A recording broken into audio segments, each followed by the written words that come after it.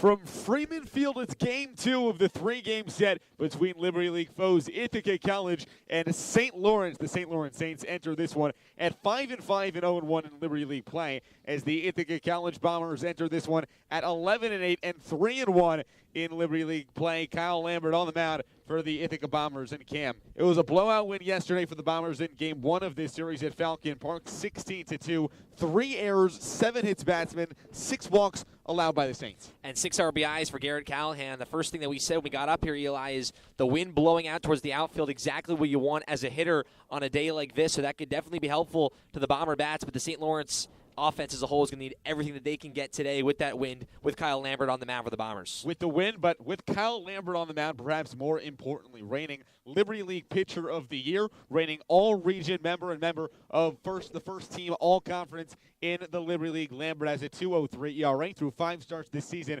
31 innings, and in those innings, he's struck out 41, allowing only 7 earned runs. Lights out so far, coming after a year last year where he posted a 6-3 record and a 3.09 ERA with opponents hitting .219 against him. And here is the St. Lawrence Saints lineup that he will face. Tannen Cray leads it off in left field, hitting second. Michael Goretti at shortstop. Caleb Clark hitting third and right field. Jimmy Liberatore doing the cleanup hitting. He's the designated hitter. Timothy Connor in the 5 spot, the first baseman. Brett Federico hits 6th in center field. Jackson Brinker, the second baseman, hitting 7th. John Dinella doing the catching, hitting 8th. And Stephen Colangelo at third base, rounding out the order for the St. Lawrence Saints. Jack Sylvia on the mound for St. Lawrence, making the 3+ hour trip from Canton, and will play 2 today at Freeman Field as Kyle Lambert steps on the mound, winds and deals in the first pitch, in there for a called strike with the fastball, and we are underway from Freeman Field. Bombers in all blue tops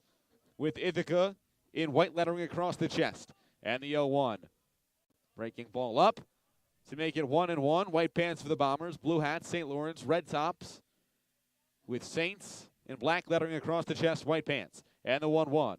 Grounded sharply to the shortstop, Peterson. Picks it up behind the second base bag, bobbles it, and will not have a play at first base. Cam, we talked about this a lot in the last 24 hours. Connor Peterson having a slow start to the season on the offensive part, but also an error yesterday, and an error to start off this ball game for the Bombers. Yeah, and we saw actually in warm-ups as well the grounds crew trying to fix up a little bit that shortstop area. We saw the rain and the snow this past weekend and a lot of spotty areas of dirt on that shortstop side. Kind of a weird hop as well, but a play Peterson definitely wants to make what he can do with the bat and in the field. The weather as of late has thrown a wrench in the Bombers' weekend schedule. That one in there for a called strike. It was supposed to be 2 games Saturday, 1 Sunday, all at Freeman. Those all 3 got moved to Falcon Park in Auburn, New York, almost an hour up the road. For 1 Sunday, 2 Monday. We played 1 at Falcon yesterday as the 0-1. Breaking ball is hit. And Connor Peterson will have the play. Behind the third base bag. Throws on to second for 1. On to first, not in time. So the fielder's choice, they're able to get the lead runner in Cray, and Goretti reaches on the fielder's choice to bring up Caleb Clark with 1 out and a runner on first. So we were supposed to have 2 games at Freeman Field yesterday, and then as of this morning, it was supposed to be 2 games up in Auburn today. The field was nice enough, and a beautiful day on the South Hill, so those games moved back to the South Hill on the campus of Ithaca College. First pitch is in there for a called strike to Caleb Clark, 257 on the season. Second team all-conference last year, an impressive freshman season, and he was competing with Connor Peterson, the shortstop for Ithaca, with for the Rookie of the Year honors throughout the season. Peterson won that one. That one in there for a called strike to make it 0-2. And you bring up that change in the schedule, you know, the big change, it came at 7:55 this morning, actually, so that's a big change for St. Lawrence, depending on the travel they had to make. We were wondering if they actually stayed in Auburn last night. And the 0-2 pitch, just outside. Lambert wanted that one. 31 innings, 41 Ks for Lambert, only 6 walks allowed. The ace of this Bomber staff getting the nod in game 2. He kicks in, deals the 1-2, swung on and fouled down the first base line towards the first base coaching box. And staying alive is Clark as it goes to a 1-2 count. And Lambert works very quickly. We saw that with Lehner, the starter for the Bombers yesterday as well. Lambert a little bit slower, but likes that rhythm on the bump. The big right-handed ace for the Bombers winds, deals, and that one is hit high down the right field line. Giving chases the first baseman, Lobsher, and unable to make the play. It bounces on the warning track. in play. The wind taking that one. Cam, we mentioned the wind as well to start this one, blowing very, very sharply towards right center field. At first, that one looked like it was going to be well into the bleachers. Lobster gave chase. Ended up bouncing in play, but no play as the wind swirled it around. Pickoff attempt and caught at first base dead is Michael Goretti. Ryan Lobster applies the tag, and now having faced the minimum after the error of the fielder's choice is Kyle Lambert, as Goretti is erased, and there's 2 outs. That's for the St. Lawrence team. Can't happen right now. Understanding what happened yesterday, got to be smart in the base paths. And the 1-2 offering from Lambert. Swung on and missed, strike 3. Cal Lambert works around a leadoff error. Runner gets on. Fielder's choice goes upstairs with the elevated fastball for the K and gets out of the inning unscathed, as we will head to the bottom of the first and keep it right here as we introduce your Bombers team coming on up to the plate, and your St. Lawrence Saints, who will take the field. It'll be Jack Sylvia on the mound, the ace of this team, the senior from Queensbury, New York, a Liberty League Honor Roll member last year. And he's only pitched in 2 games this season. It was versus Colby on opening day, throwing 7 innings, getting the loss, allowing 6 earned runs. And then he came in 3 days later on short rest in relief, throwing a perfect inning against Union. So he comes into this game with only 8 innings of experience under his belt. And Cam, yesterday was St. Lawrence's first game in the Northeast and first Liberty League matchup of the season. They had their first Liberty League weekend washed out last weekend against RIT.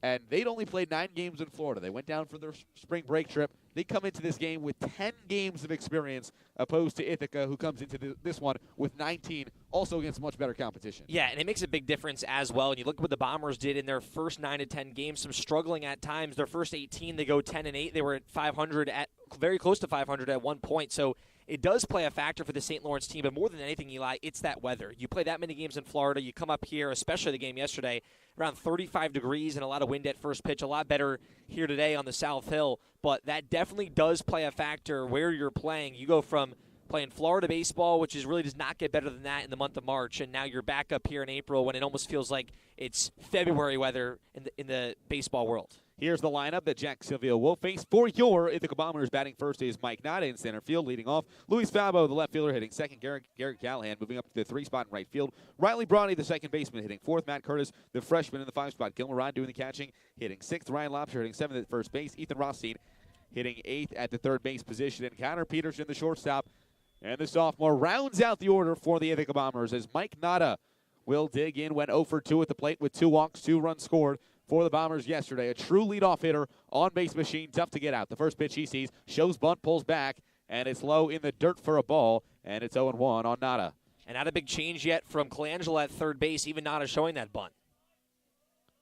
Still just about even with the bag as Sylvia winds in, deals. Nada, no bunt this time, but it's a fastball up and away for a ball to make it 2-0. Nada hitting .367 on the campaign.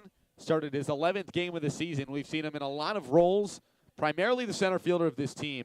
A great defender, but we've seen him from almost 1 through 9 in the batting order over the course of his career as the 2-0. This time he shows bunt, pulls back. It's 3-0.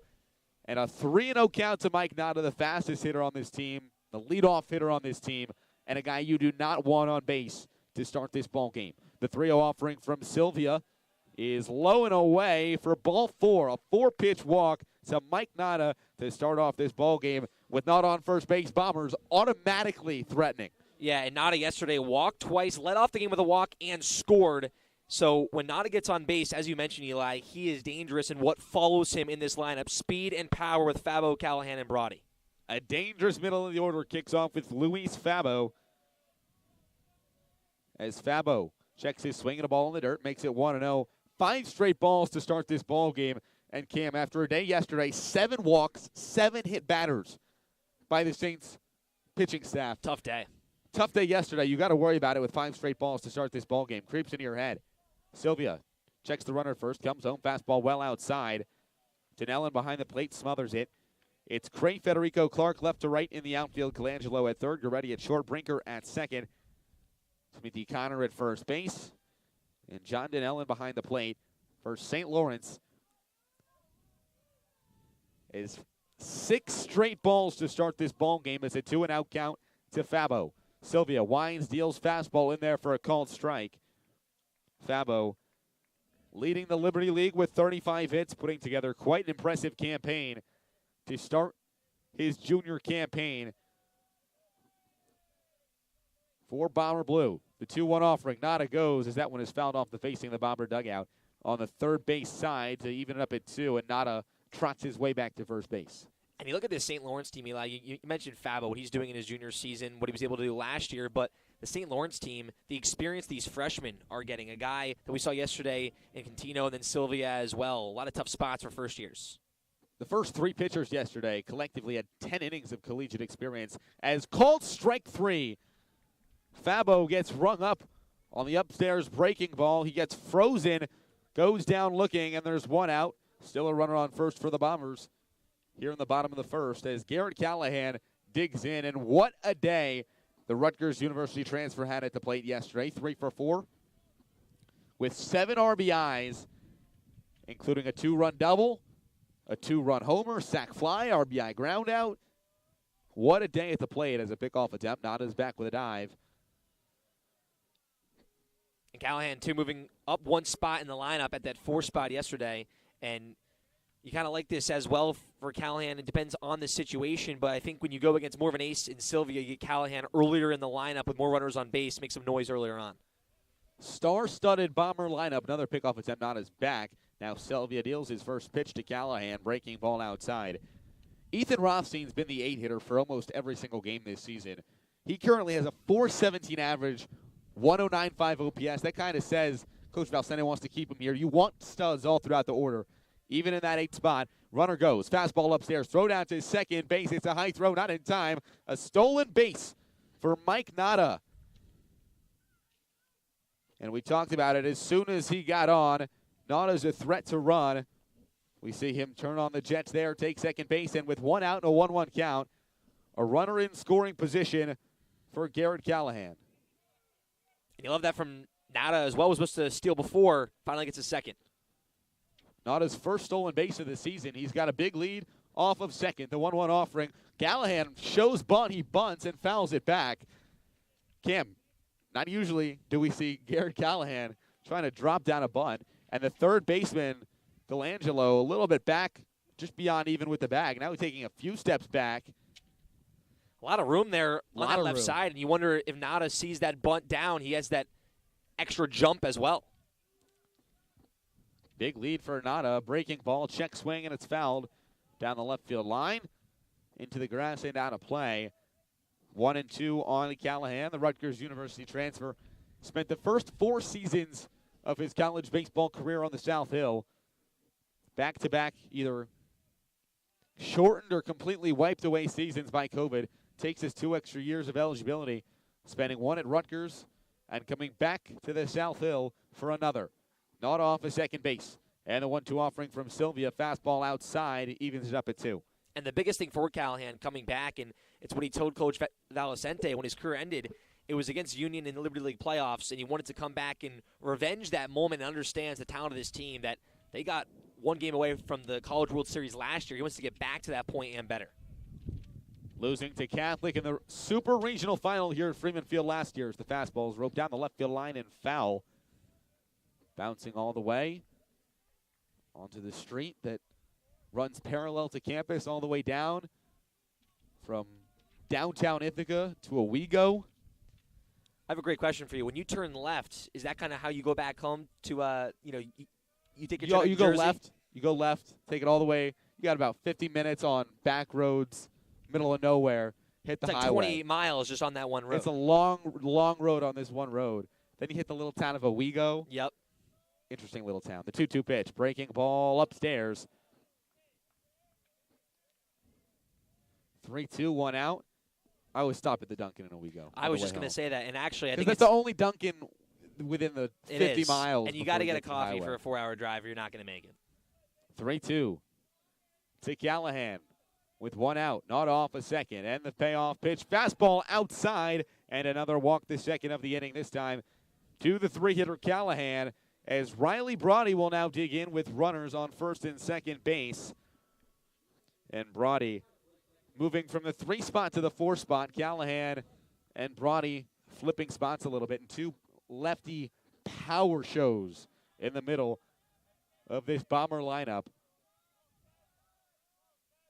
As the first pitch Brawny sees, he shows bunt, he pulls back on the fastball in the dirt, and it's 1-0. Brawny hitting .321 on the campaign, 102.8 OPS, and another on-base machine. The Liberty League Conference leader with 17 walks on the season.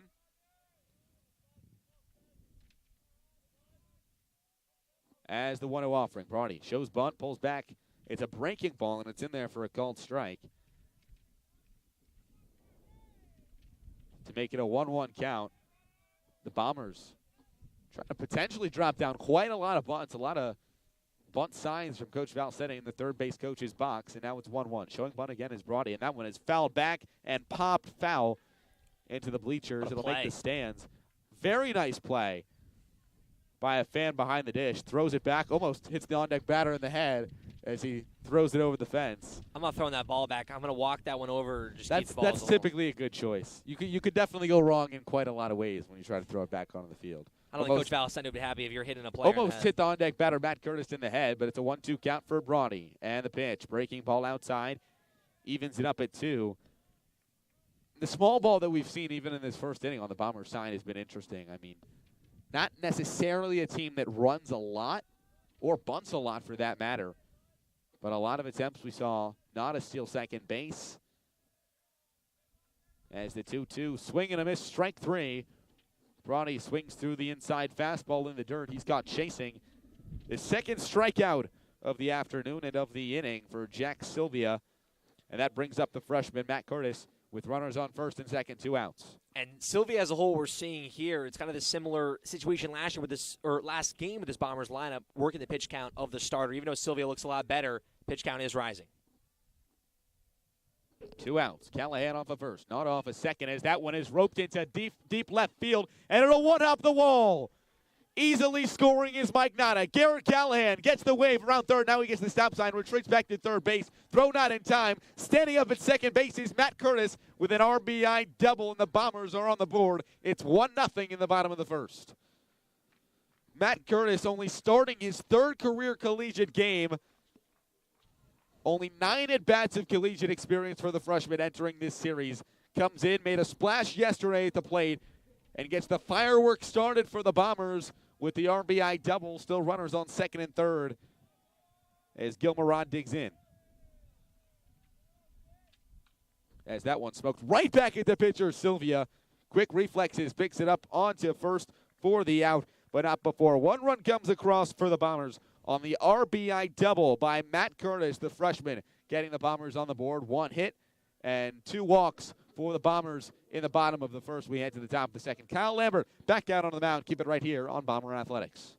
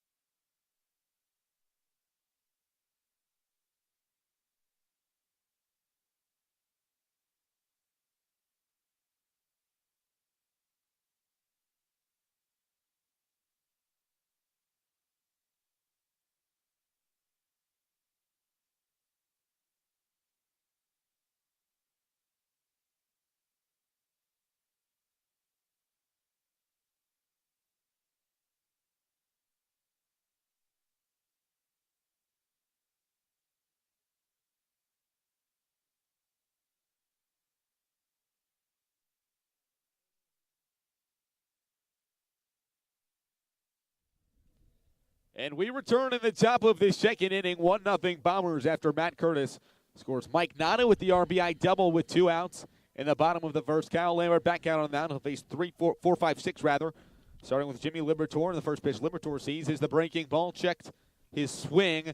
It's a called strike regardless, and it's 0-1 on Libertor. Lambert, the ace of this Bombers team for the past 2 seasons, winds, deals. The fastball is smoked into shallow left field. Going back is Peterson, and he makes the play. A lofty fly ball. Peterson goes back on it and makes the play. An interesting angle, Cam. We're on top of the Higgins Stadium bleachers behind home plate over the Saints dugout. 50, 60 feet up into the air compared to where home plate is. Great view. It just a win. Just a win. Great view, tough win. Fastball in there for a called strike as the wind blowing out to left center field. A beautiful view as well on this beautiful afternoon on the South Hill. As the 0-1 is in there for a called strike to Timothy Connor. You got Ithaca's campus on the right. You got downtown Ithaca, the lake. It's over left field. A little bit of Cornell. The East Hill and Cornell. Yep. As the 0-2, fastball outside for a ball. The blue lake sparkling over the left center field wall. As the 1-2 pitch is grounded right back to Lambert. He can't make the play. Gets behind him, and it's going to be Connor Peterson who picks up the ground ball, throws on to first for the second out. A quick 2 outs, both by way of Connor Peterson at shortstop. Cam, did you know it's called Cayuga Lake? That's how the locals pronounce it? Cayuga. Cayuga, not Cayuga. Gotcha. Did you know that? No, well, because Cayuga, as a whole, that's what people say. It's spelled the same, though, right?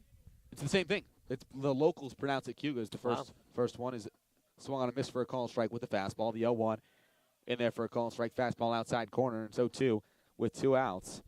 I've been corrected on that many times by locals doing some local broadcasts in the area. As the 0-2 pitch with 2 outs is swung on and fouled back right towards the car. Will it hit it? Oh, just misses. The Subaru Outback parked over the Saints dugout in some bushes. No permit required 15-minute parking right here. As the 0-2 swung on and missed, strike 3. Don't need a permit to park there, but you do need a permit to get by Kyle Lambert as he strikes out the first batter of the inning, his second strikeout of the afternoon. Federico goes down, and we will head to the bottom of the second. Bombers coming to bat with a 1-0 lead here on Bomber Athletics.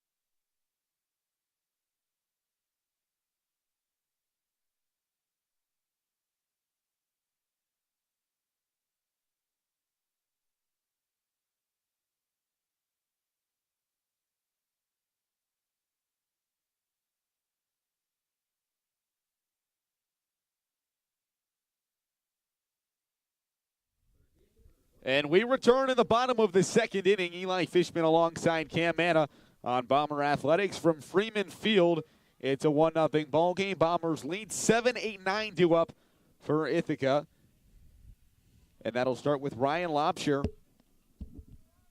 the first baseman, hitting .302 for the sophomore on the season. The first pitch he sees is a fastball upstairs. The Simsbury, Connecticut native, fighting for first base time early in the season, and has earned his way into the everyday lineup. Now with a 1-0 count, Sylvia comes set and deals the fastball just outside to Lobsher. Matt Fabian playing a lot of the outfield. He's grabbed the first baseman's mitt. Got some time over there. A lot of young freshmen as well on this team fighting for time. As the 2-0 pitch to Lobsher is low for a ball. Back to the fastball goes Sylvia, and it's 3-0. He allowed 2 walks in the first and struck out 2 before Matt Curtis's RBI double gave the Bombers the 1-0 lead. Fastball in there for a called strike. And it's 3-1 on the right-handed hitting Lobsher. Lobsher 0 for 4 in the ball game yesterday. As the 3-1 fastball low and away, a 5-pitch walk for Ryan Lobsher. Third base on balls of the day allowed by Sylvia. And that will bring up the backstop, Gil Murad. Rather, Ethan Rothstein for the Bombers. Rothstein went 1 for 2 with a walk at the plate yesterday in the Bombers' 16-2 win over the Saints. Comes up with a runner on first. First pitch he sees, breaking ball low and away. And an impressive statistic start to the season for Rothstein, hitting .417, 4 homers, 20 RBI, ranking top 10 in the Liberty League in slugging percentage, batting average, and RBIs. As the 1-0 pitch is swung on and fouled high on the left side of the infield, rather shallow left field. Cray comes in. Now he goes out and is able to make the play, retreating back to first base as Lobsher. That looked like it was in shallow left field, and then the wind taking that almost in front of the warning track. Man. Blowing sharply, almost losing our papers up here on top of Butterfield Stadium. And that was just almost, a lunging swing from Rothstein. And that ball went, probably 280, 290 feet. Not normal depth in left field. Another pickoff attempt. Lobsher back with a dive as Connor Peterson steps up to the plate. A slow start for the reigning Liberty League Rookie of the Year. As the first pitch he sees is outside. Pickoff attempt back at first base. Lobsher back with a dive. A heads up play by Dinellen. We saw Dinellen pick off one runner on the bases yesterday with the back pick from behind home plate. Putting on a display offensively and defensively in this young series has been Dinellen. The 1-0 pitch is low for a ball out of the hand of Sylvia, and a 2-0 count on Rothstein. Had the big 2-run double against Rochester last Saturday in the 11th inning to clinch a Bomber win, and the 2-0 pitch in there for a called strike. Ithaca went 2-1 in their first Liberty League series of the year. Split the doubleheader on the first day with Rochester. Went up to Rochester, won the 11-inning game. Fastball low and out to Peterson. And it's 3-1.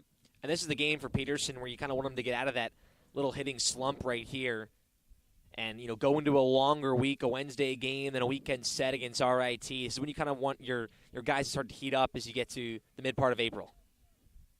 A 3-1 count on Peterson, and the pitch is swung on and flied and foul down the right field line, over the bleachers, and towards the track of Butterfield Stadium out of play to make it 3-2 on Peterson. 15 hits, but 14 RBI on the season. Peterson, a guy with that clutch factor. We saw it a lot last year. Throughout the course of the Bomber season, going all the way to Super Regionals, going all the way one win away from the College World Series. The 3-2 pitch swung on and missed with the breaking ball low and out. Peterson chases what would have been ball 4. He goes down swinging. Third strikeout of the afternoon for Jack Sylvia. And the top of the order will come up for the Bombers in Mike Nada. Walked and scored the only run of the day so far for Ithaca in his first at-bat. Scoring 2 runs yesterday was Nada. Lobsher off of first. And the pitch. Check swing, called strike regardless. Out of the right hand of Jack Sylvia. And a nice job from the Bombers being aggressive and working the pitch count here so far, Eli, with Sylvia. Sylvia winds, deals fastball upstairs. 3 strikeouts, but has allowed 3 walks and 1 hit. As a 1-1 count on Nana Sylvia from Queensbury, New York, listed at 6 foot 190. The right-hander winds, deals, breaking ball low and in. And it's 2-1. A 6.09 career ERA in 88 and 2/3 innings of work for Sylvia. The most collegiate experience in most innings of anyone on this St. Lawrence team, as that one is chopped to the shortstop, Goretti, and he's unable to corral it. He didn't even get a throw off to first base. It was kind of a weakly hit looper, one of those awkward fly balls bouncing a few feet in front of Goretti. No play at second base. Lobsher's there. looks at first base, and Nada's already there with the speed. That'll go as an infield single, awaiting confirmation, but looks like that will go as an infield single for Nada. A lot of speed on the bases, and how about Luis Fabo stepping up to the plate? The top hitter in this Bombers lineup, a 432 average. Sylvia pump fake back to second base. Lobster's back. Speed on the bases with Lobster off a second, not off a first. Fabo struck out in his first at-bat. And a pickoff attempt, or half pickoff attempt, because Sylvia did the leg lift, went all the way around. You have to throw the ball, or else it's a balk. So he kind of spiked it towards the second base bag, where the second baseman Brinker picked it up. Sylvia now comes set. Checks on Lobster at second base, comes home, and the slider is down the left field line. Foul. Just a few feet to the left, few inches to the left of the third base bag. Would have been extra bases and at least one, probably two runs for the Bombers. Sneaking over the dirt just to the left of the bag, and a 0-1 count on Fabo.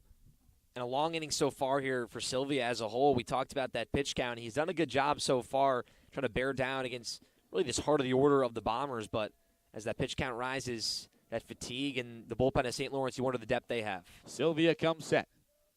0-1 count, checks on Lobster at first, second, comes home, fastball swung on and missed for strike two, and it's 0-2 on Fabo. Fabo struck out in his first at-bat. That was only his fifth strikeout of this season in 83 at-bats, averaging a strikeout every 20 at-bats. A tough guy to get out and strike out as that one is fouled back. Fabo stays alive. And we talked yesterday about the on-base streak that's on the line every time Fabo comes to the plate. Been a full calendar year. Was March 29th of 2022. The last time that Fabo did not reach base in an Ithaca baseball game. He's hit safely in 18 of 19 to start the season. The 0-2 is going to be chopped. A tough play for the shortstop, Goretti, going back, flips to second, not in time. Back-to-back infield singles for the Bombers, still threatening with 2 outs. And the bases are now juiced for who but Garrett Callahan. The on-base streak stays alive for Luis Fabo as a whole, and that's the second time we've seen in these last 2 games that Nada can beat out some kind of ground ball and get to second base in time. That's the speed of Nada keeping the inning alive. He did it just before with the bat, and the speed right there to get to second base. You do not see that too often. A base runner getting to second base before there can be a forced play on most of the time a routine ground ball. It's the anticipation of Nada on the base paths, and that's something that's really a big part of his game. We understand what he can do with the bat in the leadoff spot, but when he's on base, how smart he is. Eamon Andre comes out to the mound to have a conversation with Sylvia. Andre, the pitching coach for the Saints in the Cortland Crush of the New York Collegiate Baseball League in the summer. Sylvia heads back to the bump. Janellen back behind home plate. And Garrett Callahan digs in. The Liberty League leader with 29 RBI, second in the conference with 5 homers. And the D1 transfer digs in. Bases juiced. And 2 outs. The first pitch Callahan sees is the breaking ball in there for a called strike. Had the homer, the double, and the single. Finished yesterday a triple short of the cycle in only what registered as 4 at-bats for Callahan. Not an easy guy to get out. Sylvia will have to work around him here with the bases juiced. The 0-1 fouled back over the net, out of play into the trees and the turf practice field behind home plate and behind the bleachers here at Freeman Field and the athletic complex of Ithaca Sports on the South Hill as Sylvia comes set. Comes home, the 0-2 fastball low and away for a ball to make it 1-2. Can't work around Callahan here with the bases juiced. And nowhere to go but up a station. Fabo off first, not off second. Lobster off at third. And the 1-2 pitch to Callahan is fouled down the left field line and out of play over the press box and over the Bomber dugout on the third base side. And what a strikeout or an out here that Sylvia could get. Power on power right now. You get your best pitcher, best batter for both sides. Big pitch.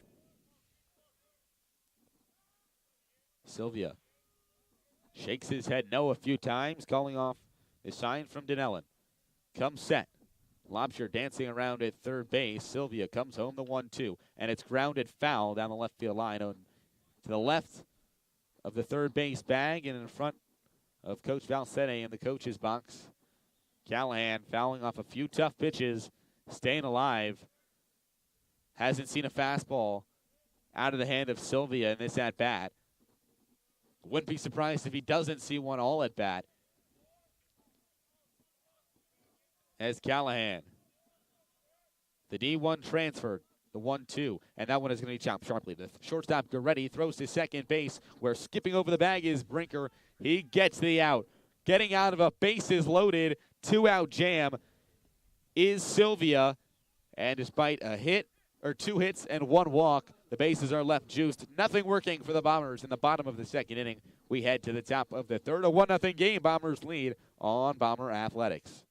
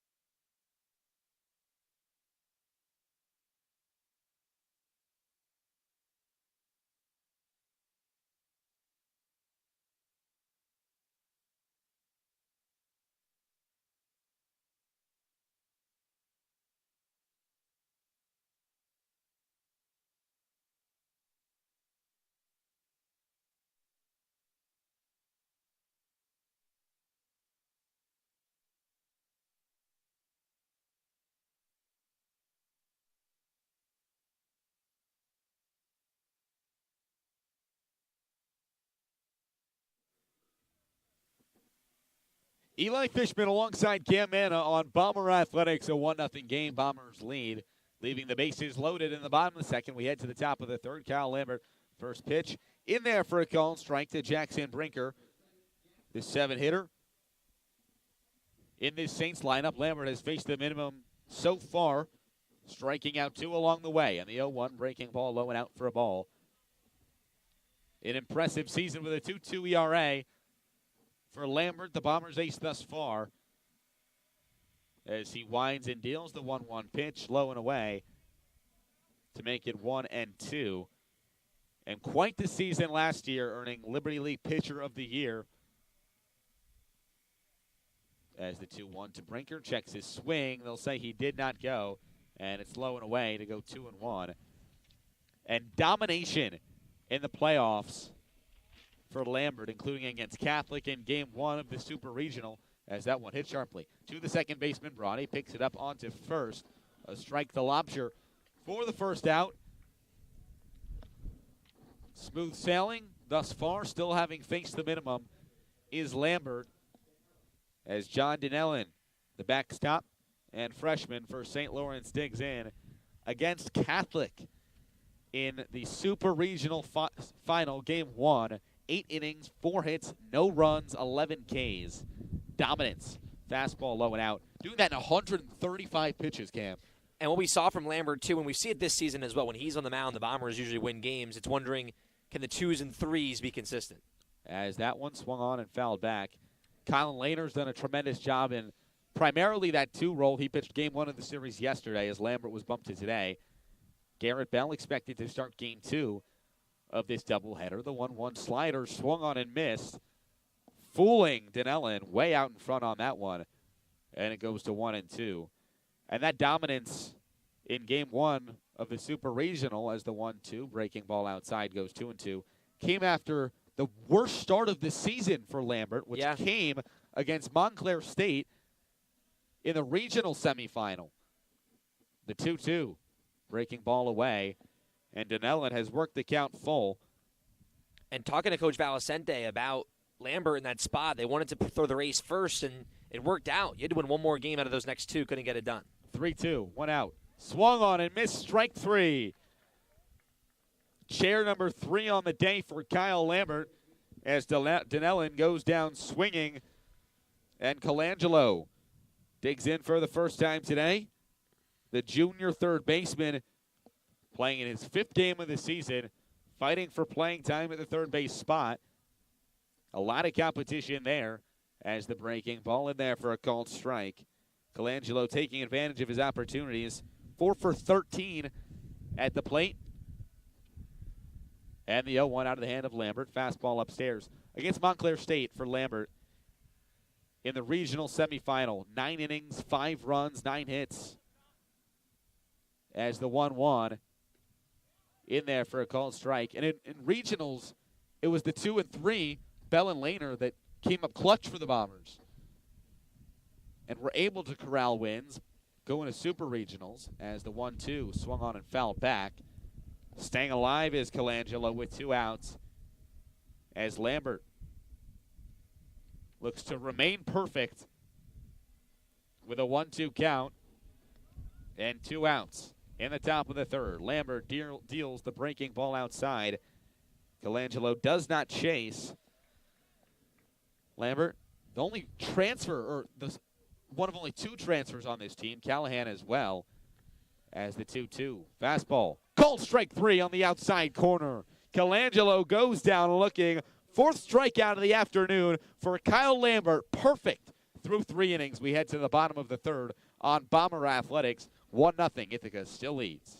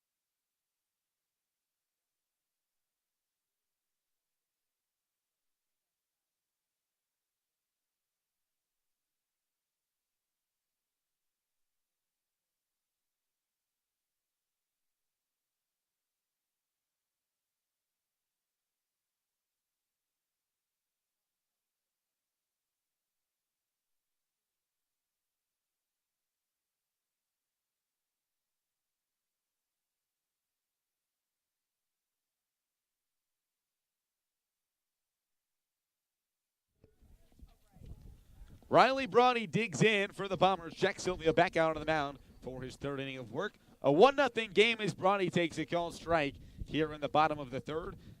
Eli Fishman and Cam Manna alongside you from Freeman Field. As the 1 to Brawny is smoked. Deep right field. Back goes the right fielder Clark. Bye-bye baseball. Into the trees, Riley Brawny. Home run number 4 on the season. And the Bombers take a 2-0 lead here in the bottom of the 3rd.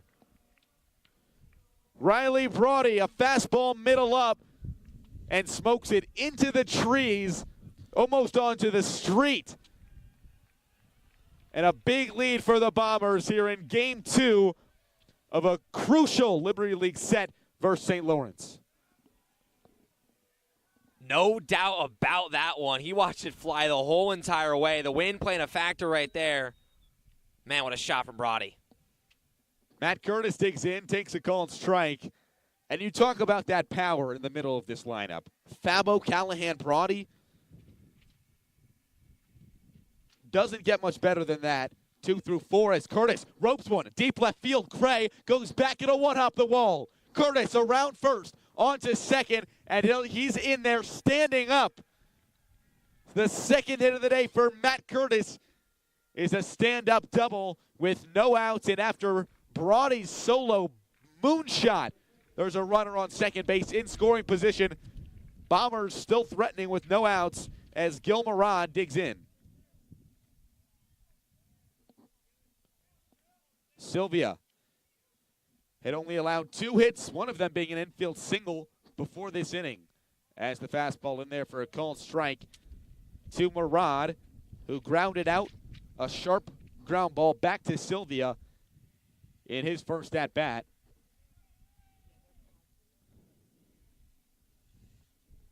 Curtis off second.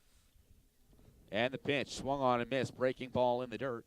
And it's 0-2 on Murad, hitting .333 on the season in his 3rd season as the starting catcher of this Bombers team. The kind of catcher who's a leader, handles his pitching staff very well, and has put up good numbers throughout his career on the offensive side. The 0-2. Breaking ball swung on into shallow left field. Going out is the shortstop Goretti, and he makes it a nice play, battling the wind, still moving out towards left. But that is the first out. Murad is retired as Ryan Lobsher will dig in here with 1 out. Curtis still off second. And the Bombers this inning jumping early in counts a lot more on Sylvia. We saw from Brody and Curtis. We'll see if Lobsher does the same right here. Lobsher walked in his last at-bat. Hitting .302 on the season, breaking ball low and out. And it's 1-0. Man, what a shot that was from Brody. Smoke, no doubt about it.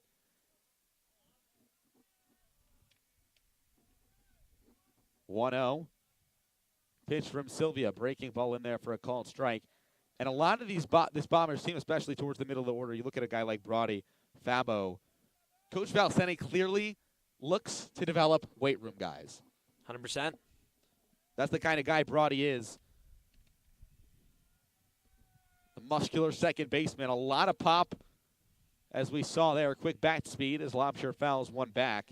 And you wonder on a day like this, too, when the players come to the field and they see that kind of wind, those guys in the heart of the order, and really anyone in this Bombers lineup, they kind of get that little smile on their face, understanding the balls are going to fly today. You got to walk up to the ballpark. You got to lick your lips when you see the flag flying out towards dead center like it is right now. Lobsher, the 1-2, checks his swing at a ball in the dirt. They'll say he didn't go to even the count up at 2. Lobsher, a guy, a lot of power as well. Only got 7 at-bats last year with Buzz Shirley at the first base position. The All-American taking at-bats, but Lobsher came into this year knowing he had a chance to start at the first base position, earned it on the Florida trip, mashing in Auburndale, earning that spot. Still no homers on the season, 4 RBI and 4 doubles for Lobsher as the 2-2. Breaking ball swung on and missed, strike 3. He goes down swinging. 4th strikeout of the afternoon for Jack Sylvia. And with 2 outs, Ethan Rothstein digs in. Rothstein flew out to left field in his last at-bat as the wind continuing to sharply blow out towards left center here at Freeman Field. Breaking ball dropped in there for a called strike. And it's 0-1 on Rothstein. Second on the team behind Callahan with 20 RBIs on the season. And the 0-1. Fastball smoked into left field. Matt Curtis gets the wave. Relay coming home. Goretti, throw, home, not in time. Sliding in safely is Matt Curtis. A backpick attempt to try to get Rothstein at first, and he adds to that RBI total. Now 21 on the season and a 3-0 lead for the Ithaca Bombers. You love that swing from Rothstein, one of those guys that swings very level, understands the spot where he is in the order. RBI chance right there. Nice shot for the Bombers to keep it rolling.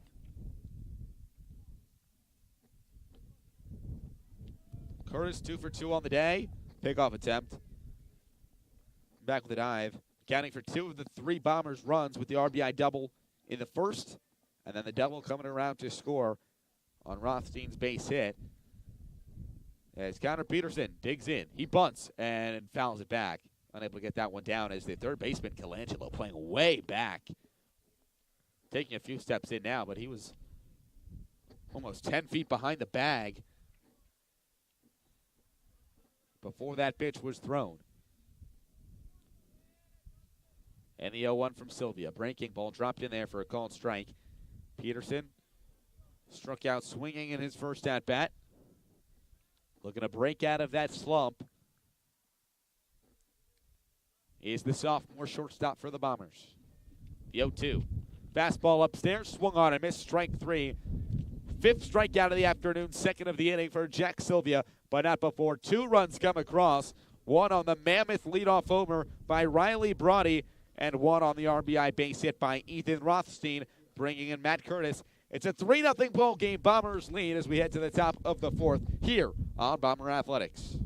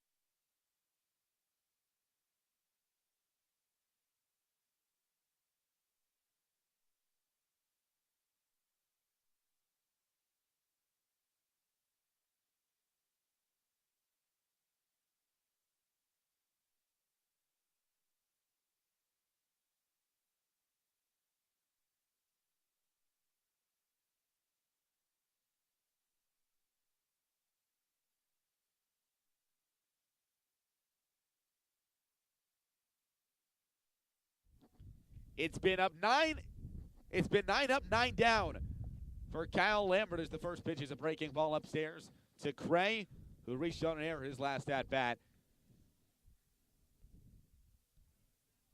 And Lambert, the 1-0 breaking ball, swung on and missed. It's 1-1, and a defensive replacement coming into this game. Matt Fabian coming into play third as Rothstein moves to shortstop. Kyle and Connor Peterson out of this game as the slider swung on and missed.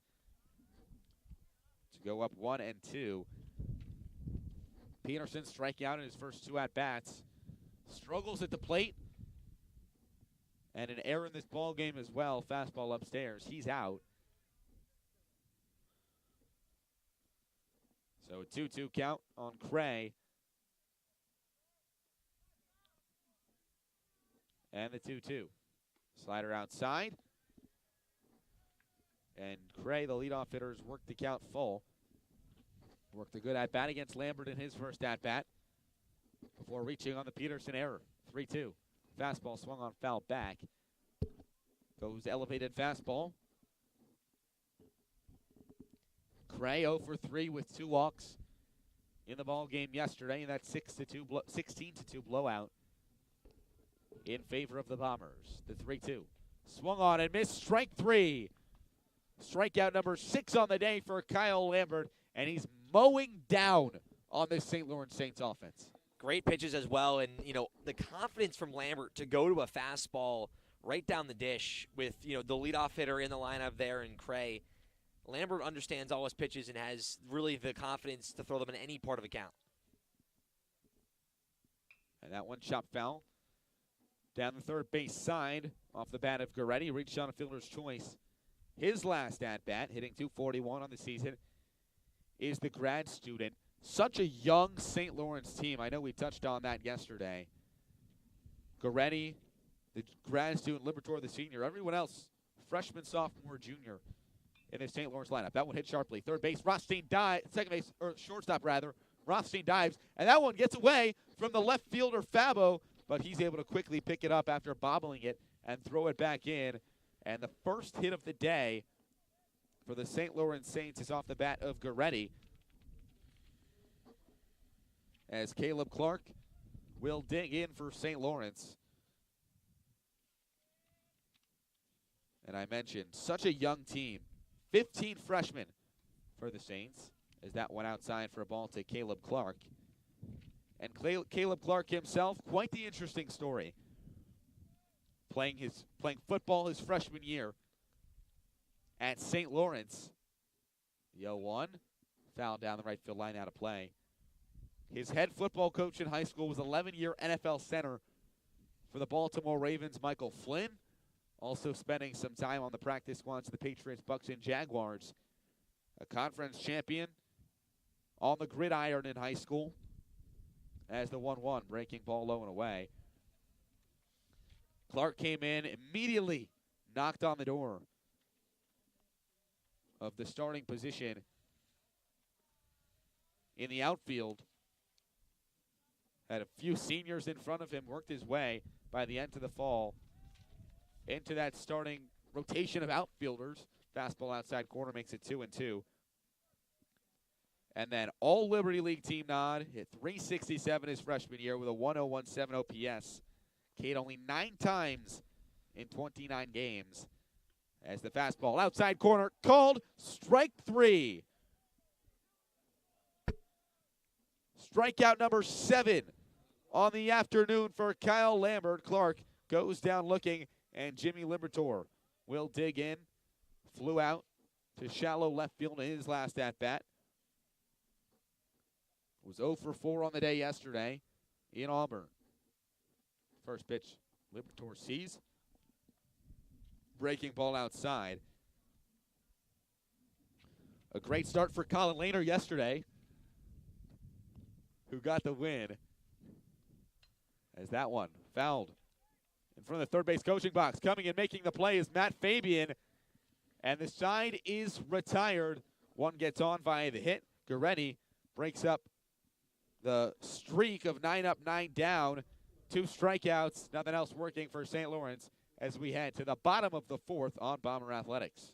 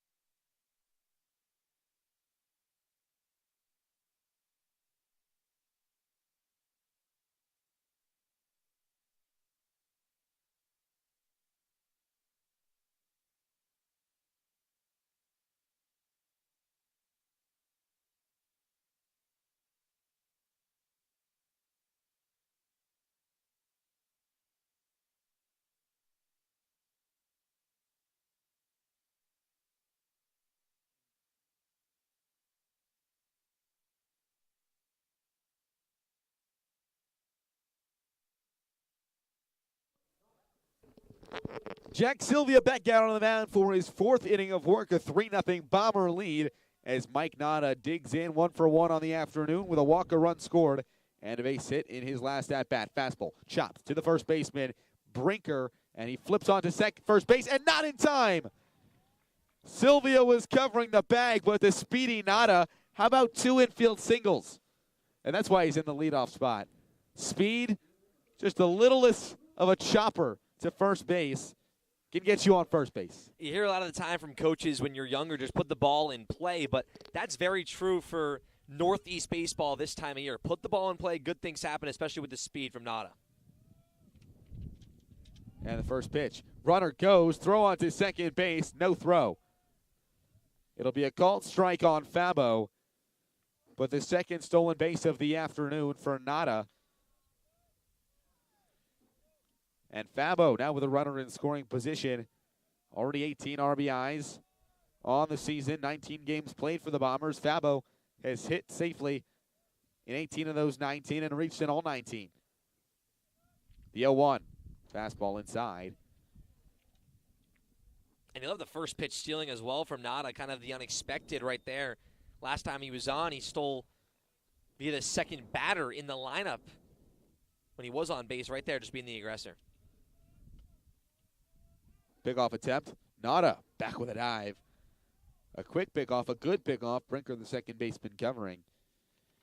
And we talked about it a little yesterday, but the stolen base category and the small ball category has not been really the friend of the Bombers so far this season, as the 1-1 low for a ball. 10 for 21, a 48% success rate for the Bombers on the bases. The worst success rate and the 9th most stolen bases in the conference. And it's not like they don't have speed as well. I mean, you look up and down this lineup as the slider is hit deep, right center field. Clark going back, and it'll be the center fielder Federico who makes the play, tagging from second to third is Nada. He's there standing up. Well struck off the bat of Fabo. And he's retired, but Nada moves up a station. And it's Garrett Callahan walking up to some country music on a nice afternoon in Ithaca. And a great job from Fabo as well right there. Still one of those things, there's going to be a checker from St. Lawrence on the tag, and Nada will be fine. But you love that from Fabo. You know, understanding that spot, obviously you want a big hit there, but put something in the air, get Nada 90 feet away, and bring up the best hitter in your lineup that follows you in Garrett Callahan. Infield is in here for the Saints. Callahan was up with the bases loaded in his last at-bat. Grounded into a fielder's choice. Is the fastball in there for a called strike. Callahan walked in his first at-bat after a 7 RBI, 3-hit performance from the Rutgers University transfer yesterday. The 0-1. Breaking ball, low for a ball.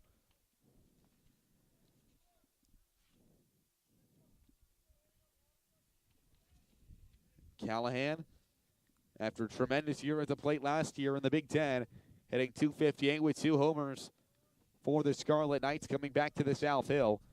And he takes the 1-1 pitch inside to make it 2-1. Rutgers went 44-15 last season. Went on a 16-game win streak at one point. An up-and-coming baseball team at the Division I level in the Northeast. And the 2-1 to Callahan. The fastball is roped down the right field line and fair. Over the first base bag. Standing up at home is Nada. Callahan slides in safely at second base. An RBI double for Garrett Callahan. He rocks the baby. And a 4-1 lead for the Ithaca Bombers.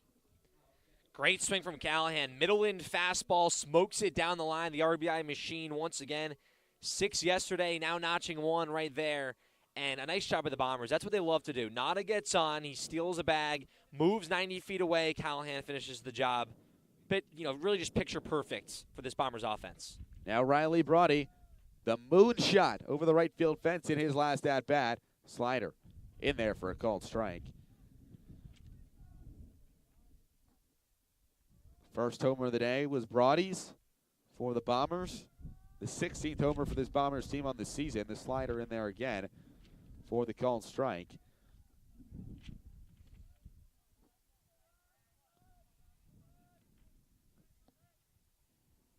And an 0-2 count on Brody. Fouls the fastball back to stay alive. First in the Liberty League with 15 home runs, or the Bombers as a team, averaging 8.2 runs per game. An offensive powerhouse, and Lambert and co. locking it down on the mound this season for Ithaca as well.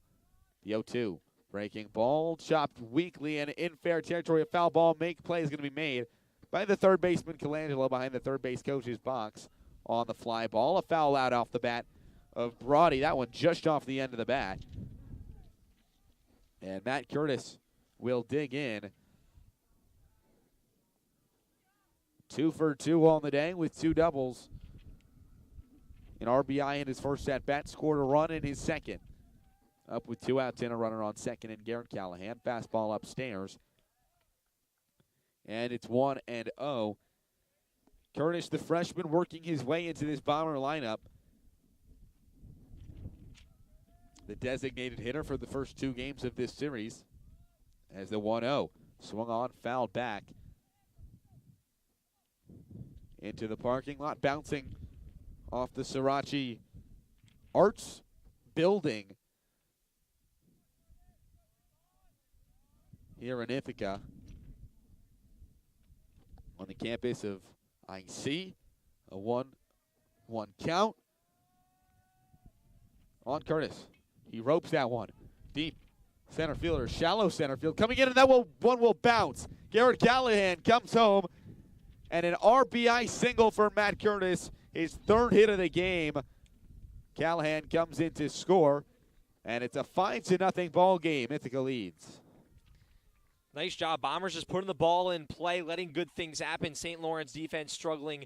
Once again, we saw that yesterday, and shading over into this Monday doubleheader. So Gilmarod will dig in over 2 on the afternoon. Curtis now off first.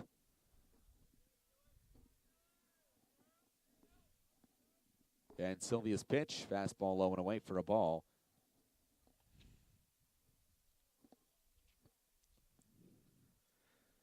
A 5-0 ball game now. Bombers continuing to extend their lead against the ace of this St. Lawrence team in Sylvia, as the fastball is swung on and hit between shortstop and third base. Calling off Colangelo is Goretti, and the side is retired on the infield fly ball, but not before Mike Nada starts it off with the single. Steals second, comes in to score on the Garrett Callahan RBI single. Then Matt Curtis knocks home Callahan himself with the RBI single, his 2nd RBI of the day. It's a 5-0 ball game after 2 more for the Bombers. In the bottom of the 4th, we head to the 5th inning on Bomber Athletics.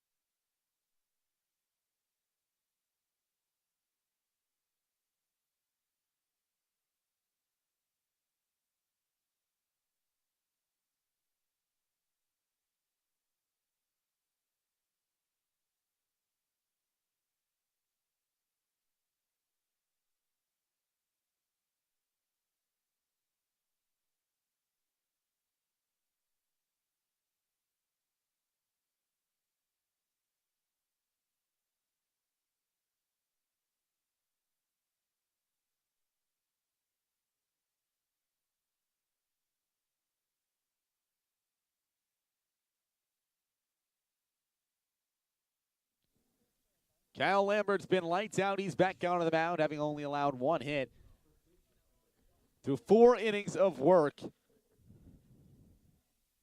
for the Bombers. As the first pitch is out, the first pitch is in to Timothy Connor. Grounded out to shortstop in his last at-bat. And that one smoked foul down the left field line and out of play. Wind continuing to blow sharp out towards left center field. And the 2-1. Again, fouled down the left field line over the cages and bouncing into the street.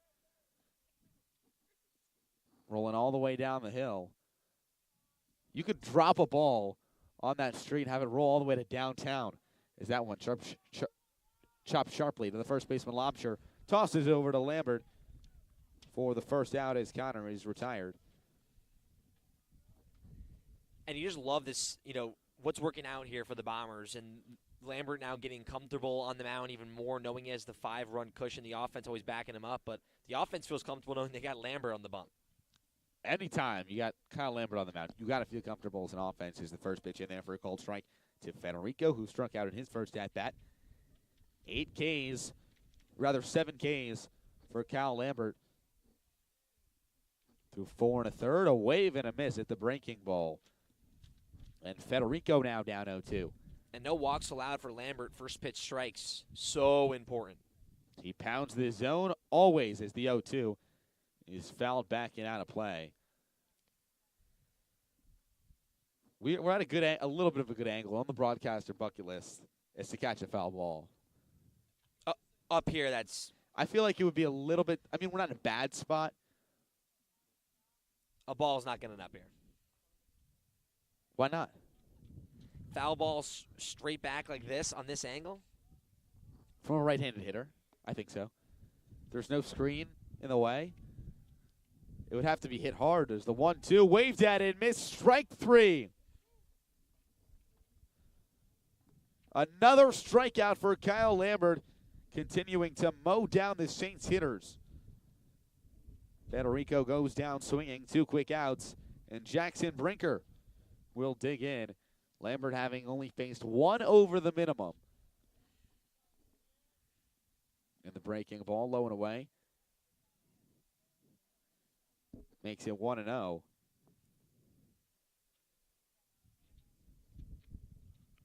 Lambert winds, deals the fastball in there for a called strike.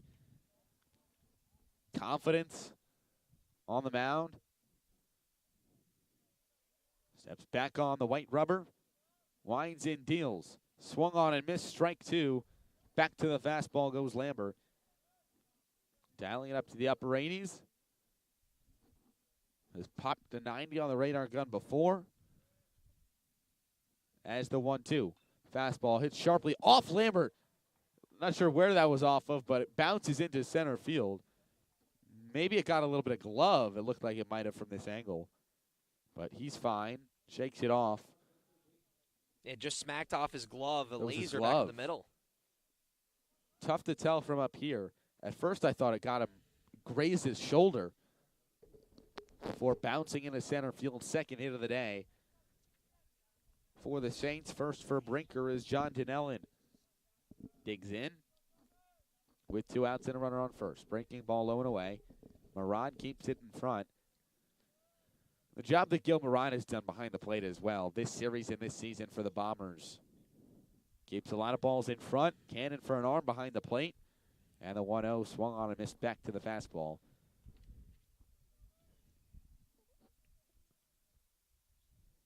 And Murad, too, had a little snap throw yesterday.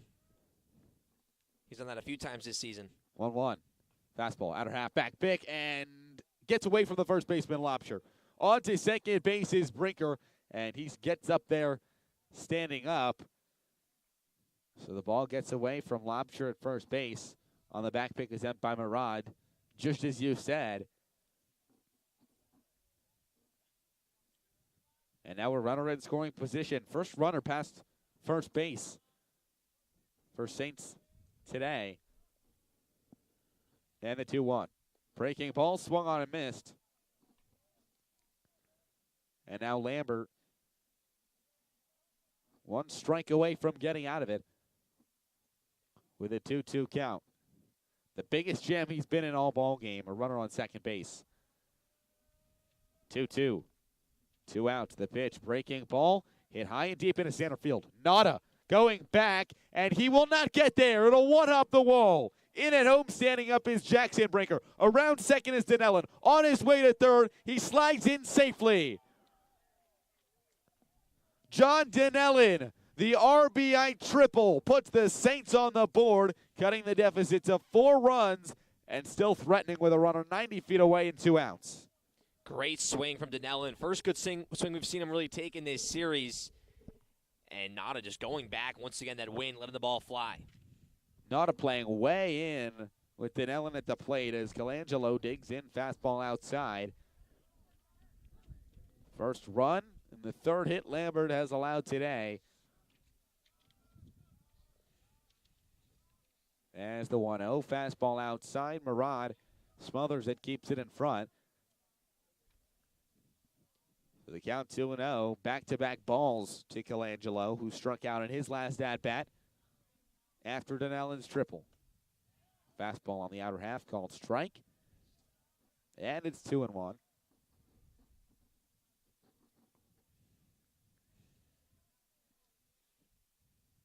Fastball again. That one low for a ball, and it's 3-1. We've seen Lambert attack every hitter he's faced. Now down 3-1 to the 9-hitter in the Saints order. Fastball upstairs for a ball, and he walked him. First free 90 of the day allowed by Kyle Lambert, and Colangelo is on first base and runners on the corners for the Saints.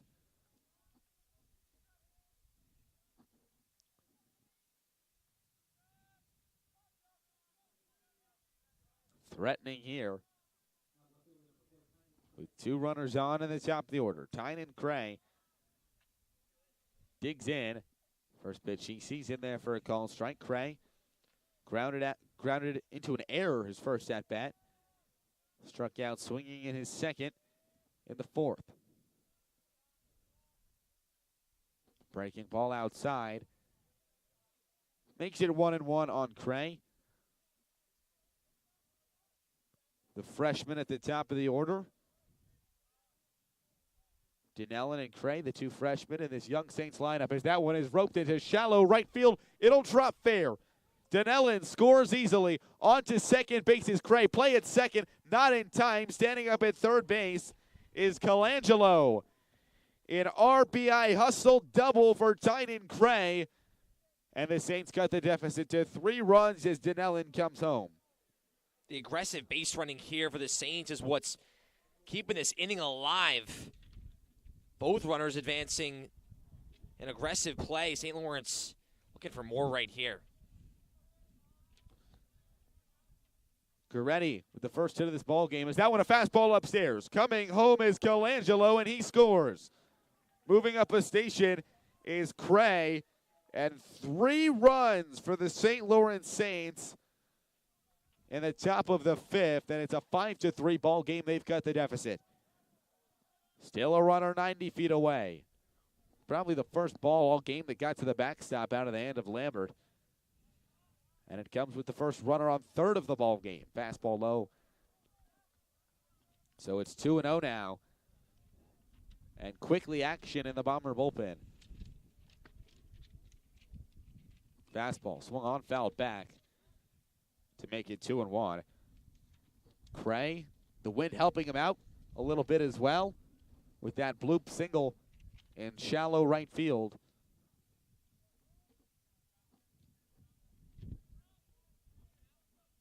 So now a 2-1 count. Runner 90 feet away for St. Lawrence. And the slider is hit up the middle. It's going to be picked up by the second baseman. Brawny onto first. And in time, but not before. 3 runs come across for the Saints. They make this a 2-run ball game. It's 5-3 after the RBI triple by Dinellen, the pass ball, and then the RBI double by Cray. It's 5-3 here on Bomber Athletics.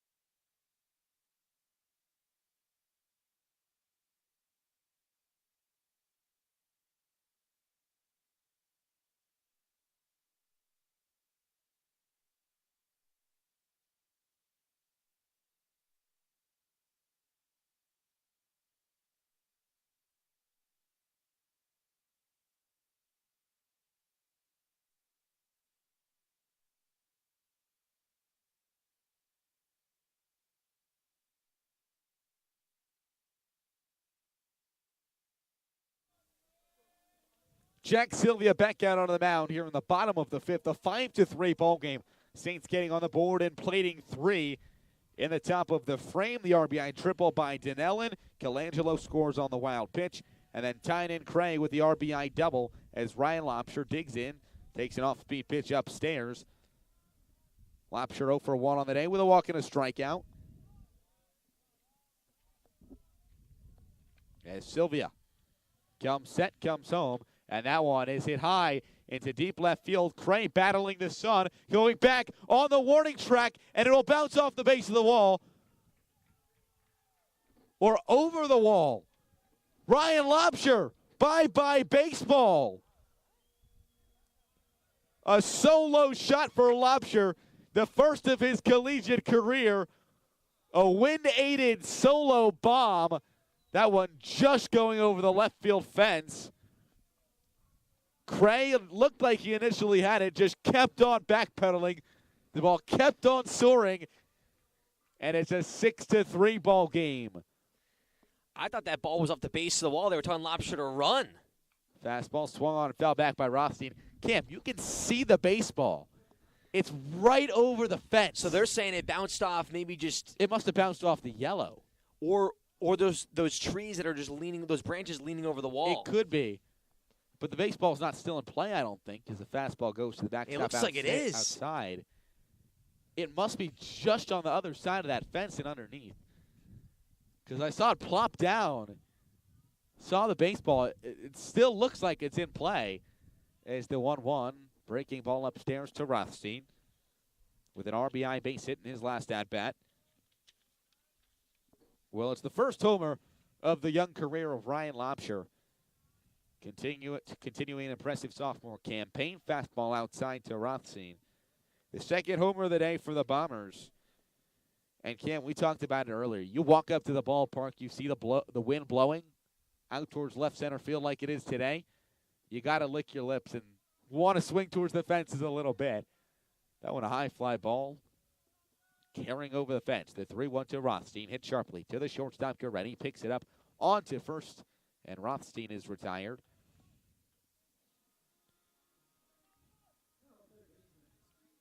So Connor Peterson will dig in. And the pinch hitter, rather, Matt Fabian, will step up to the plate.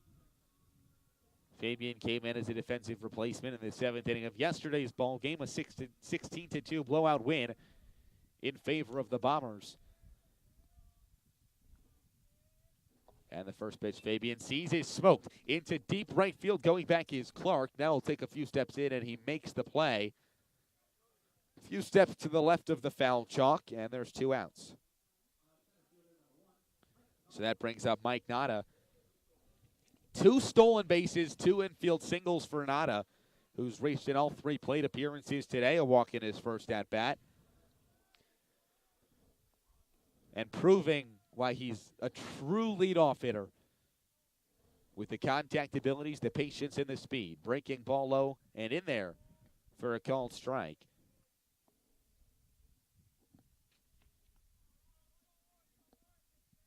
To the left-handed hitting Nada, listed at 5'8".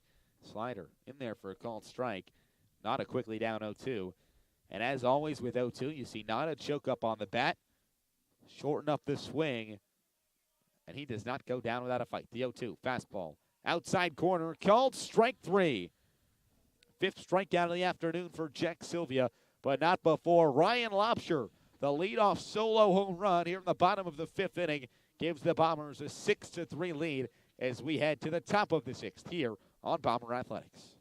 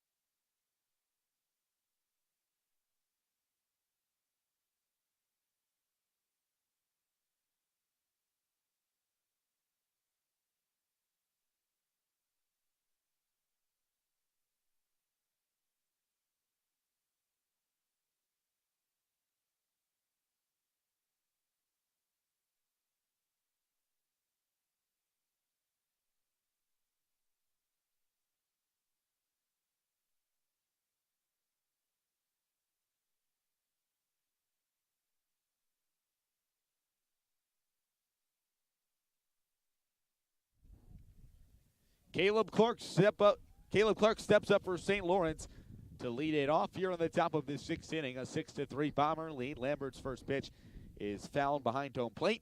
Off the screen, Ryan Lobsher with a wind-aided leadoff solo homer in the bottom of the 5th, giving the Bombers this 6-3 lead. Action in the bullpen of Ithaca as that one is going to be chopped to the shortstop Rothstein. Picks it up onto first for the out, An impressive play, showed off the agility for Rothstein. And there's one out. And Rothstein usually at third base, but with Fabian over there and Peterson out of the game, Rothstein making that change, now commanding the infield. And as Eli mentioned, the athleticism on full display. Still no action in the St. Lawrence bin. Down the line in right field. Sylvia's pitch count getting up there. As Lambert's pitch in there for a called strike. The 3 runs coming across last inning for the Saints. The only on the top half of the scoreboard is a beanball off the back of Liberator. He's on. And an uncharacteristic hit by pitch out of the hand of Kyle Lambert. And a runner on first with 1 out for the Saints. That's all they need here, base runners, and looks like they have a pinch runner coming in as well, Eli, for the Saints. Looks like that's going to be Daniel Versado coming in.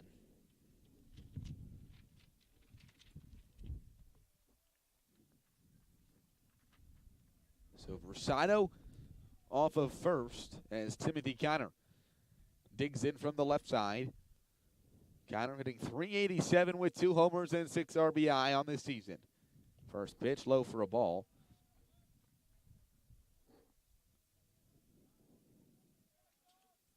Connor playing first base in this one. Smokes one up the middle, a base hit. Rounding third and staying there is the pinch runner, Verastro. So now runners on first and second for the Saints with 1 out.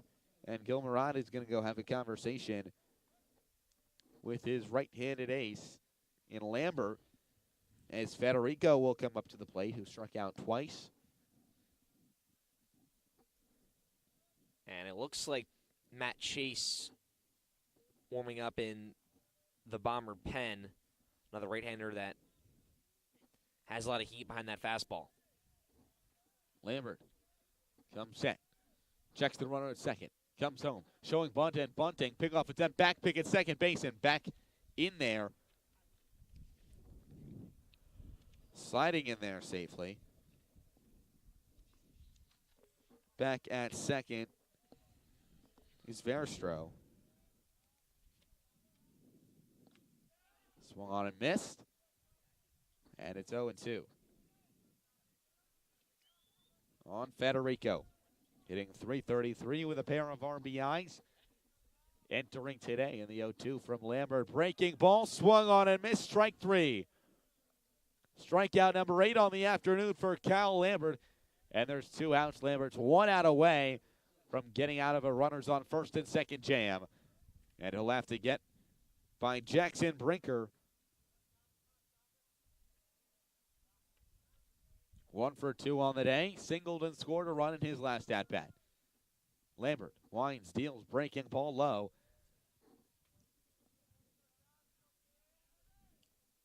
Grounded out to second base in his first at-bat. Now comes up with an opportunity representing the tying run. Swung on and missed back to the fastball for Lambert.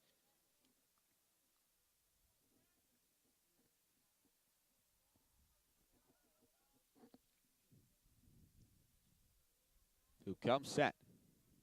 Checks the runner. Comes home, breaking ball outside. And it's 2-1. Murad, as always, keeping that ball in front of him. Doing an impressive job behind the plate. Lambert deals. Fastball. Called strike. And it's 2-2. 95 pitches for Kyle Lambert. Looking to get out of a first and second 2-out jam. The 2-2, breaking ball outside. And Brinker has worked this count full.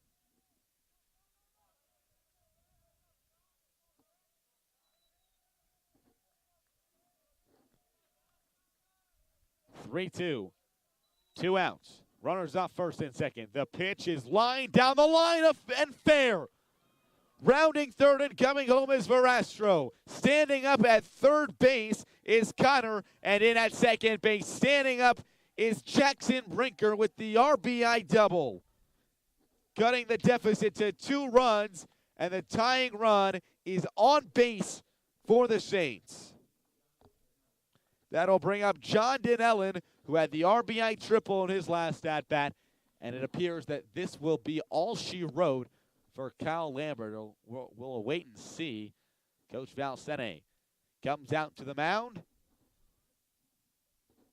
We'll see if Lambert will stay in the game. He does. Pitch count. Now 101 for Kyle Lambert, with runners on second and third and 2 outs. For Dinellen. Lambert winds in, deals. The fastball is swung on and hit behind home plate in fair territory. Murad is unable to make the play. The wind batting that one around. Murad started looking right up. He thought that was coming right down into his hands. Then faded back, then back towards the Bomber dugout.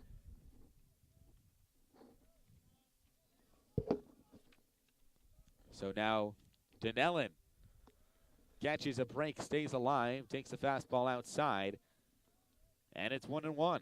And not something that usually happens with Murad behind the plate, such a great defensive catcher, so you wonder if that comes back and haunts the Bombers. 1-1. 2 outs. Runners off second and third. Fastball outside. And it's 2-1. 6 hits, 4 runs across for St. Lawrence. 9 hits, 6 runs across for the Bombers. With the tying run on second base. The pitch. Fastball in there for a called strike. And it's 2-2.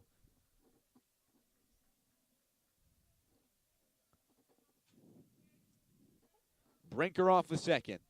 Connor off a third. The 2-2 in the dirt.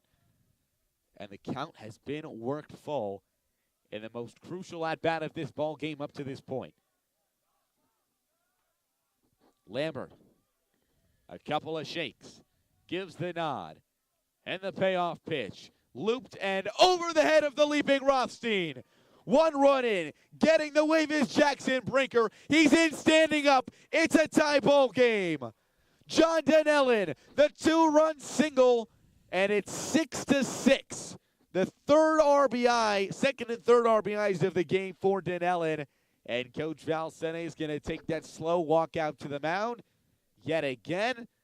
And this time, he'll take the ball out of the hand of his ace, Kyle Lambert. But 3 more runs for the Saints with 2 outs. Still a runner on first in a tie ball game. Here in the top of the 6th, Matt Shakes will take the ball and head out onto the mound. We'll be back momentarily on Bomber Athletics.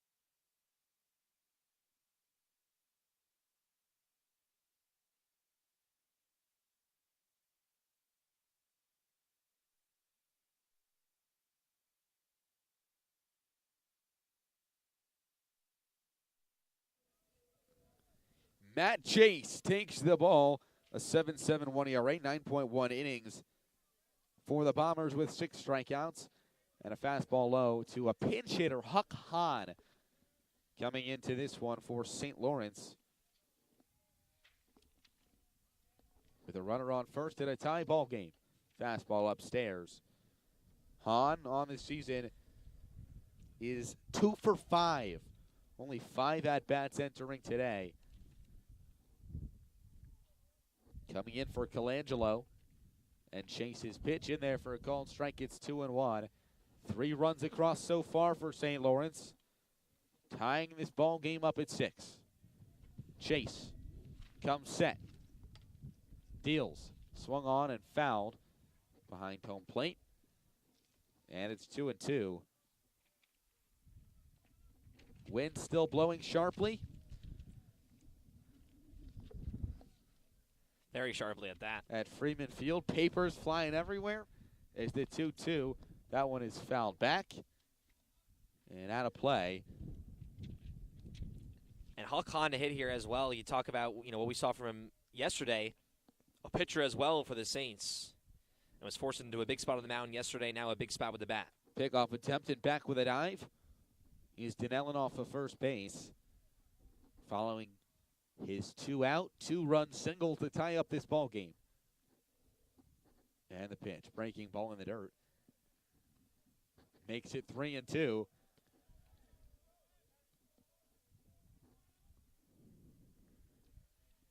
Here with 2 outs. The 3-2. Called strike 3. Matt Chase comes in, gets out of the jam, but not before 3 runs come across for St. Lawrence.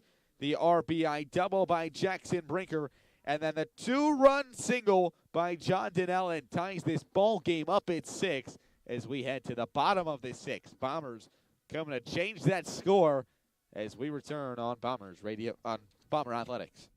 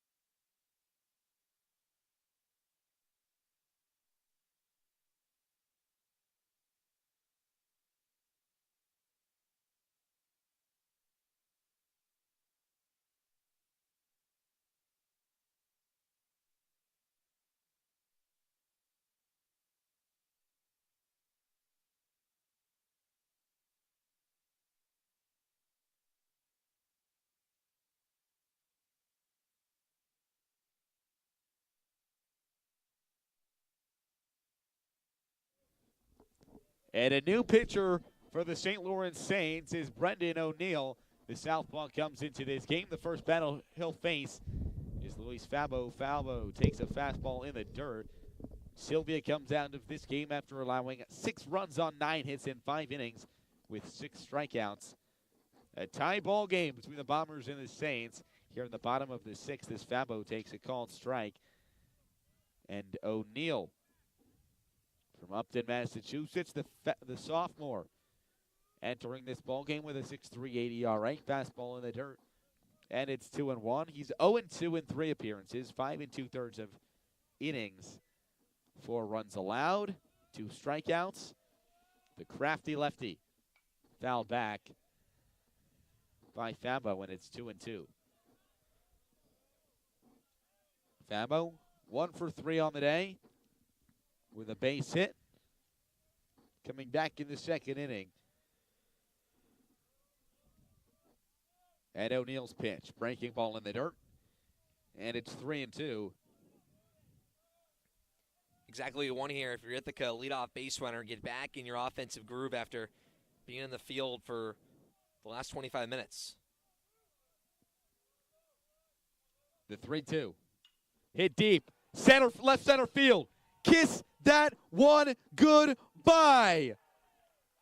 A go-ahead solo bomb for Luis Fabo into the trees at Freeman Field. And a 7-6 lead for the Ithaca Bombers. Home run number 2, RBI number 19 on the season for Fabo. And the Bombers right back in front.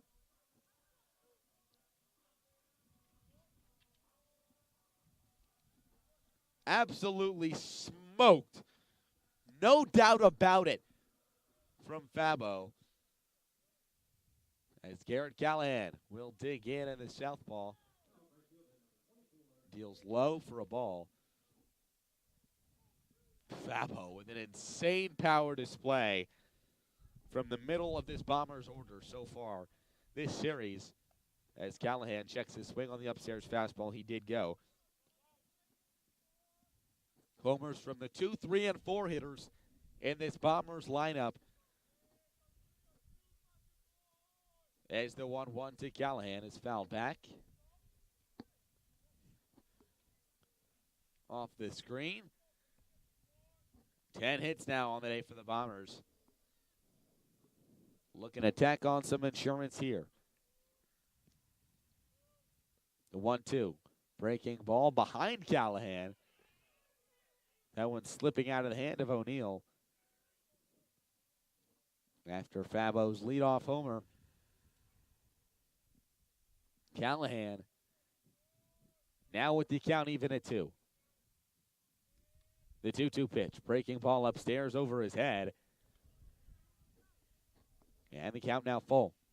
And Callahan, too, a guy that you mentioned Nada kind of choking up. Callahan doesn't choke up too much, but he's a great 2-strike hitter. Does not strike out often. He's been in 2 2-strike counts today and has not struck out. Puts the ball in play or gets on base any way he can. 3-2. And the payoff pitch to Callahan. The slider is smoked into deep center field. Federico going back. It'll bounce off the base of the wall. Callahan standing up at second base. And a double for Garrett Callahan. Bombers with a runner in scoring position and no outs here in the bottom of the 6th.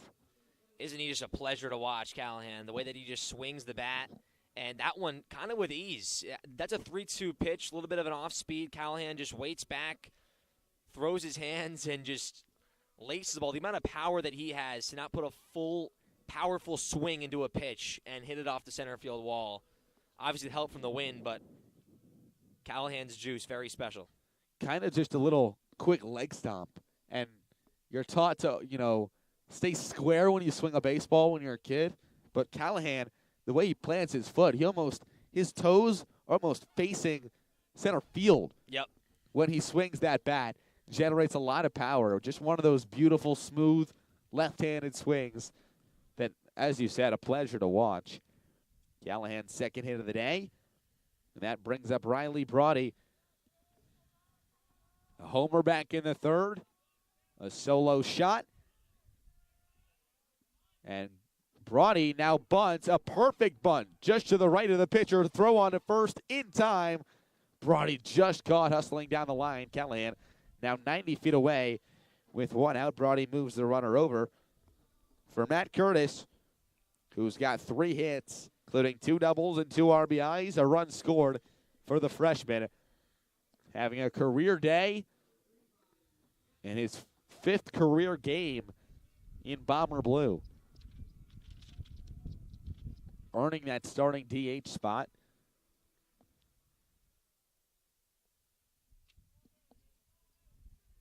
And the first pitch that Curtis sees is upstairs for a ball. A pitch count of 14 already for O'Neill. Cam, you talk about knocking the pitch out of the game, getting deep into this Saints bullpen, infield in for the Saints. As that one swung on a miss, and it's 1-1 on Curtis. And you bring that infield in here, too, but the Bombers, once again, some small ball working to perfection, moving the runners over, and Curtis wants to finish the job. 1-1. Fastball swung on. Shallow right field. Coming in is Clark. He makes the play. Callahan tags. Throw at the plate. It's a dot, and Callahan is caught by a mile. What a throw from Caleb Clark in right field on a dime to Dinellen. So Callahan is thrown out coming home. 1 run across for Ithaca after the Fabo moonshot to lead off the bottom of the 6th. We head to the top of the 7th on Bomber Athletics. 7-6, Bombers lead.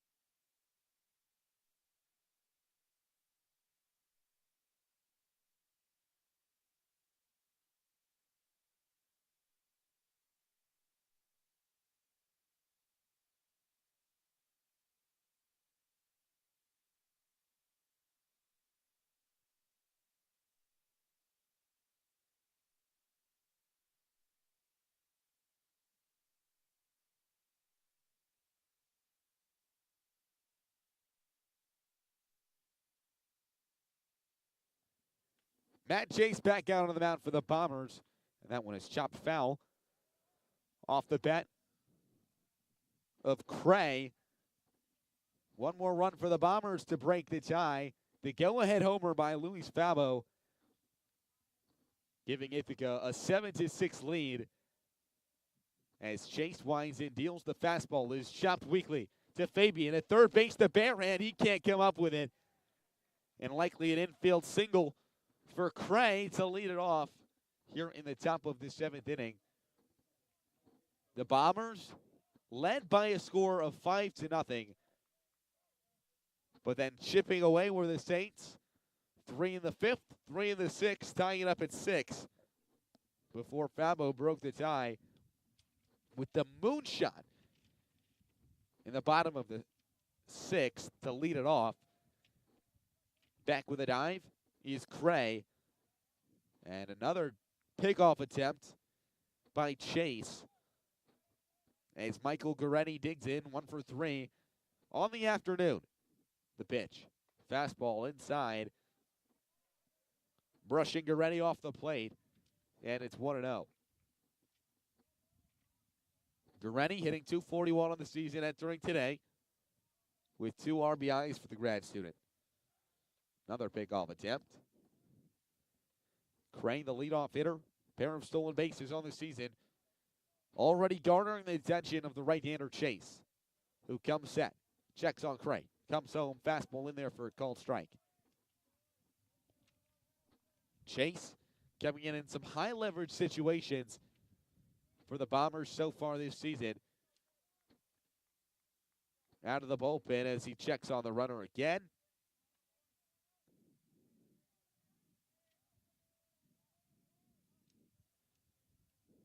Chase, the senior from Queensberry, called strike on the outside corner. Same hometown as Jack Sylvia, who started this ball game for the Saints. So a 1-2 count on Goretti. The pitch. Breaking ball low and away for a ball. 62 and a third career innings out of the bullpen in 29 games for Chase. In his senior year with the Bombers. That one fouled back and out of play. Count stays 2-2 on Goretti. 9 and a third innings, 6 strikeouts. 8 runs allowed for Chase this season.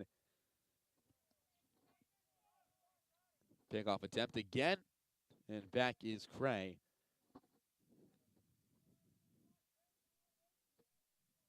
Chase allowed only 1 run on 4 hits in 3 2/3 with 3 strikeouts. As that one chopped in front of home plate. Gilmaron picks it up in front of the plate onto first. In at second base is Cray. Got a good jump on that one. Murad looked at him for a second, but he was almost on second base by the time Murad picked it up in front of the bag. So Goretti goes 2-3, and Caleb Clark comes up to the plate. Threw a dime from right field. In at home to catch Callahan.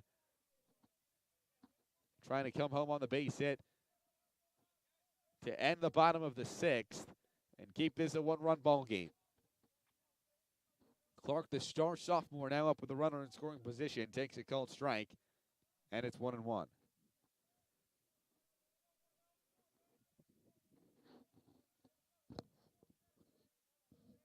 Chase looks in. Gives the nod. Checks on the runner again. Comes home, and the fastball is swung on and fouled behind the plate and out of play to make it a 1-2 count on Clark. Coming in, making a big-time impact as a freshman last year, earning second-team All-Liberty League awards. Breaking ball in the dirt. Stopped by Murad. A great job getting down on all 4, keeping that ball in front of him. And keeping Cray on second base. Now a 2-2 count on Clark. 0 for 3 on the day with a pair of strikeouts. Chase winds, deals, called strike 3. Second strikeout for Matt Chase. 10th of the day for Bomber pitching. And now 2 outs. As a pinch hitter, it will be Gannon coming into this game for Libertor. That one outside for a ball. It's 1-0.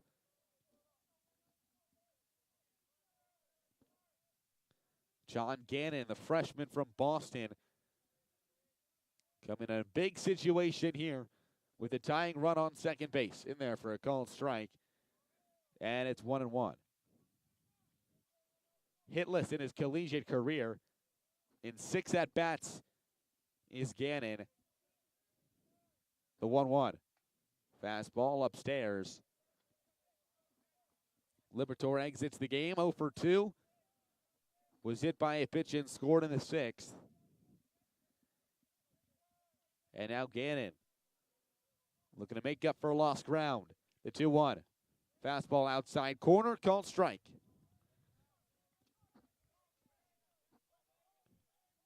2-2. 2 outs. Chase looking to strand the leadoff hitter who got on via the single in Cray. The 2-2. Swung on and missed. Strike 3. A fist pump for Chase. And that will do it for the Bombers as Chase comes in and gets the save in Game 1. The 7-inning game, the first game of the doubleheader. A 7-6 win for the Bombers. Fabo with the solo go-ahead homer in the bottom of the 6th inning. A leadoff moonshot and we will take a quick break between games number 1 and 2 on Bomber Athletics. For Cam Mann, I'm Eli Fishman. We thank you for listening, and we will be back momentarily. A 15-minute break for the first of the doubleheader, which will begin in approximately 30 minutes. So keep it right here, as we will be back in 30 minutes for Game 2.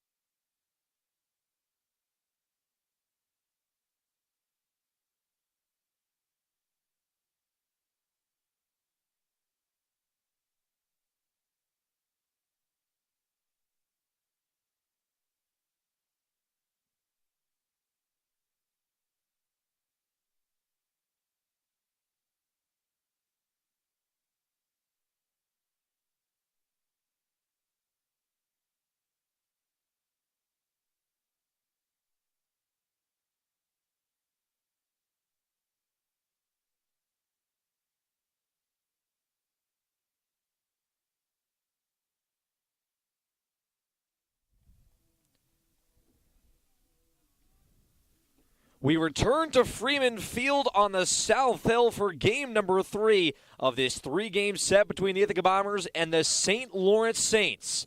Hello, everybody, and welcome here on Bomber Athletics alongside Eli Fishman. I'm Cam Manna with you, and the Bombers win game 1 yesterday at Falcon Park 16-2, followed it up with a thrilling 7-6 win just 25 minutes ago. And as the win picks up, we head to game number 3. The Bombers take the field here, and Garrett Bell will be on the bump. Bell, the number 3 starter in the rotation for the Bombers, and comes into this game with a solid season so far, 26 1/3 innings, 5.13 ERA that he wants to get down just a little bit, and 29 strikeouts for the right-hander that has some heat from that side. The Bombers winning that game 7-6 just before. The long ball was the story. Riley Brody with a home run. Ryan Lobsher getting his first collegiate blast as well. Callahan with a few doubles as well. And St. Lawrence will be with the sticks once again. Garrett Bell, the righty, on the bump. The Bombers back in the field with their blue uniforms, white pants, and the white lettering, and the blue caps. And St. Lawrence, their gray uniforms with the red lettering, gray pants, and the red caps. Bell's first pitch to Tynan Cray. That's in the zone, and we're underway for game number 3. Bombers now 12-8, overall 4-1 in the conference. And St. Lawrence now 5-6, 0-2 in the conference as Bell back in the zone, 0-2. Bell loves to work quickly, what we've seen in this series from both Lehner and Lambert, the 2 other starters for Ithaca. Lambert's 0-2, waved at and missed, strike 3. His first strikeout of his outing, and there's one away. And with that, your Bomber outfield from left to right. Fabo in left, Nada in center, Callahan in right field. And the infield from left to right, it will be Fabian at the hot corner, Rothstein at short. That was to finish the game with Peterson now out the lineup. Brody at second, Lobsher back at first, and Murad back behind the plate. And Bell this time out of the zone to start 1-0. We've seen dominance from Bell, the senior, a 4.79 career ERA in Bomber Blue. As this one clips the zone, 1-1. High strikeout numbers, 110 Ks in his career in 107 innings. Been a leader for this Bombers rotation in it since his sophomore year. The 1-1 pitch with 1 away. Fastball inside corner. And now a 1-2 count. Bell loving the fastball so far. Strikeout pitcher with command. Keeps the ball in the ballpark. Only 3 bombs allowed. Here's the 1-2. Outside corner. Fastball once again. This one just misses. Eli, haven't seen the off-speed too much here from Bell. A lot of confidence in the heater. Bell back to the windup here. Jackson Brinker, the hitter. 3 RBIs in game number 2. The pitch, this one grounded first base side. Lobsher wants to pick it up, keeps his footing, throws to Bell in time for a 3-1 putout. Nice heads-up play from Bell. Lobsher keeps his feet, and there's 2 away. Lobsher, a tough play. Kind of had a little bit of trouble getting his footing set up, but Bell, good PFP instincts the second he saw that ball off the bat. Bolting over to first base in time to get the speedy Brinker, and there's 2 dead. Caleb Clark now in the box playing right field. First pitch to the righty is outside. Jimmy Libator will follow him. Timothy Connor in the 5-hole. Michael Goretti in the 6th spot. Brett Federico, John Donnellan, and Stephen Colangelo will round the lineup out. 1-0 outside brings it to 2-0. First time we've seen Bell throw back-to-back balls. Still haven't seen him throw a fastball as well. Or a pitch other than a fastball, I shall say. This one line, first base side down the right field line, going to be a base hit and more. Rounding first is Clark, has the room for second. Callahan picks it up in the corner. Clark will not head for third, and a 2-out double for the Saints, a celebration, and a runner in scoring position early for St. Lawrence. Nice swing from Clark. What he was able to do last game, the struggle for him once again in this series, going 0 for 3, 2 strikeouts in game number 2. Go back to game number 1. He was 0 for 4 with a strikeout. First hit of this 3-game set. And that brings up Jimmy Libator, the DH. First pitch to him, fouled right behind home plate of the Bomber dugout here at Freeman Field. Wind still waving to give the hitters a lot of room. That's why we've seen the home run so far on the day. 3 total for the Bombers. As the 0-1 just comes upstairs, Bell now finally showing the off-speed. Wind still blowing out sharp towards left center field. We saw a few quite wind-aided in game one, still blown out. Liberatore, the righty with the tall stance, digs back in. Bell takes a look at second, is 1-1. Fastball outside corner, he's got it.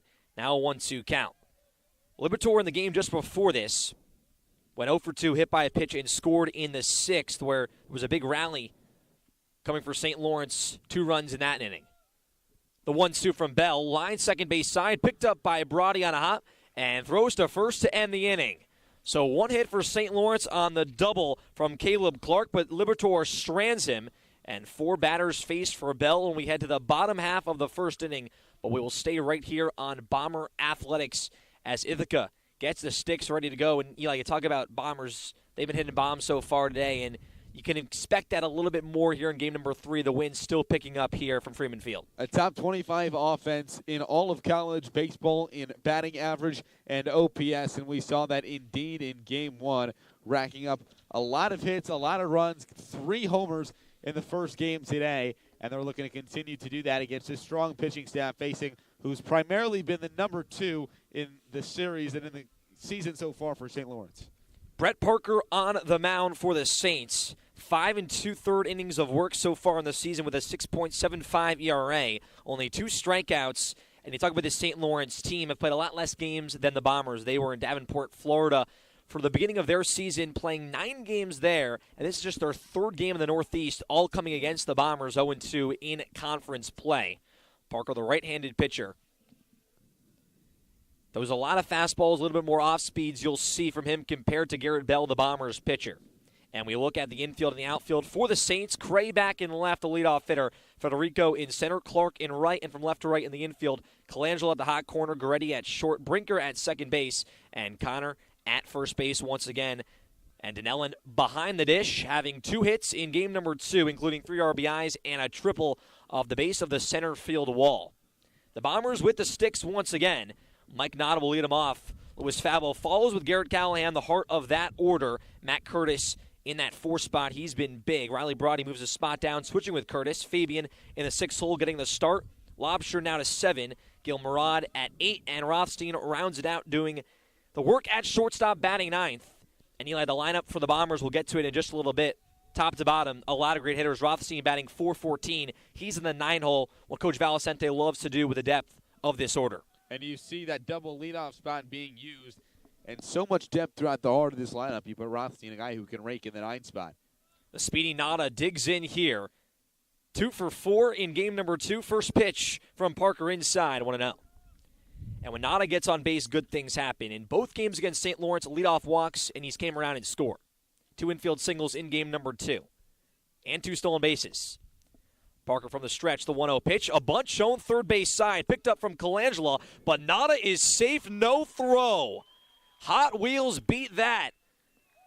Nada with the speed to first base. His 3rd infield single on the afternoon. The first time it's via a bunt, and he is tough to stop, Eli, when he's on the base paths. What a player like that does at the top of your lineup.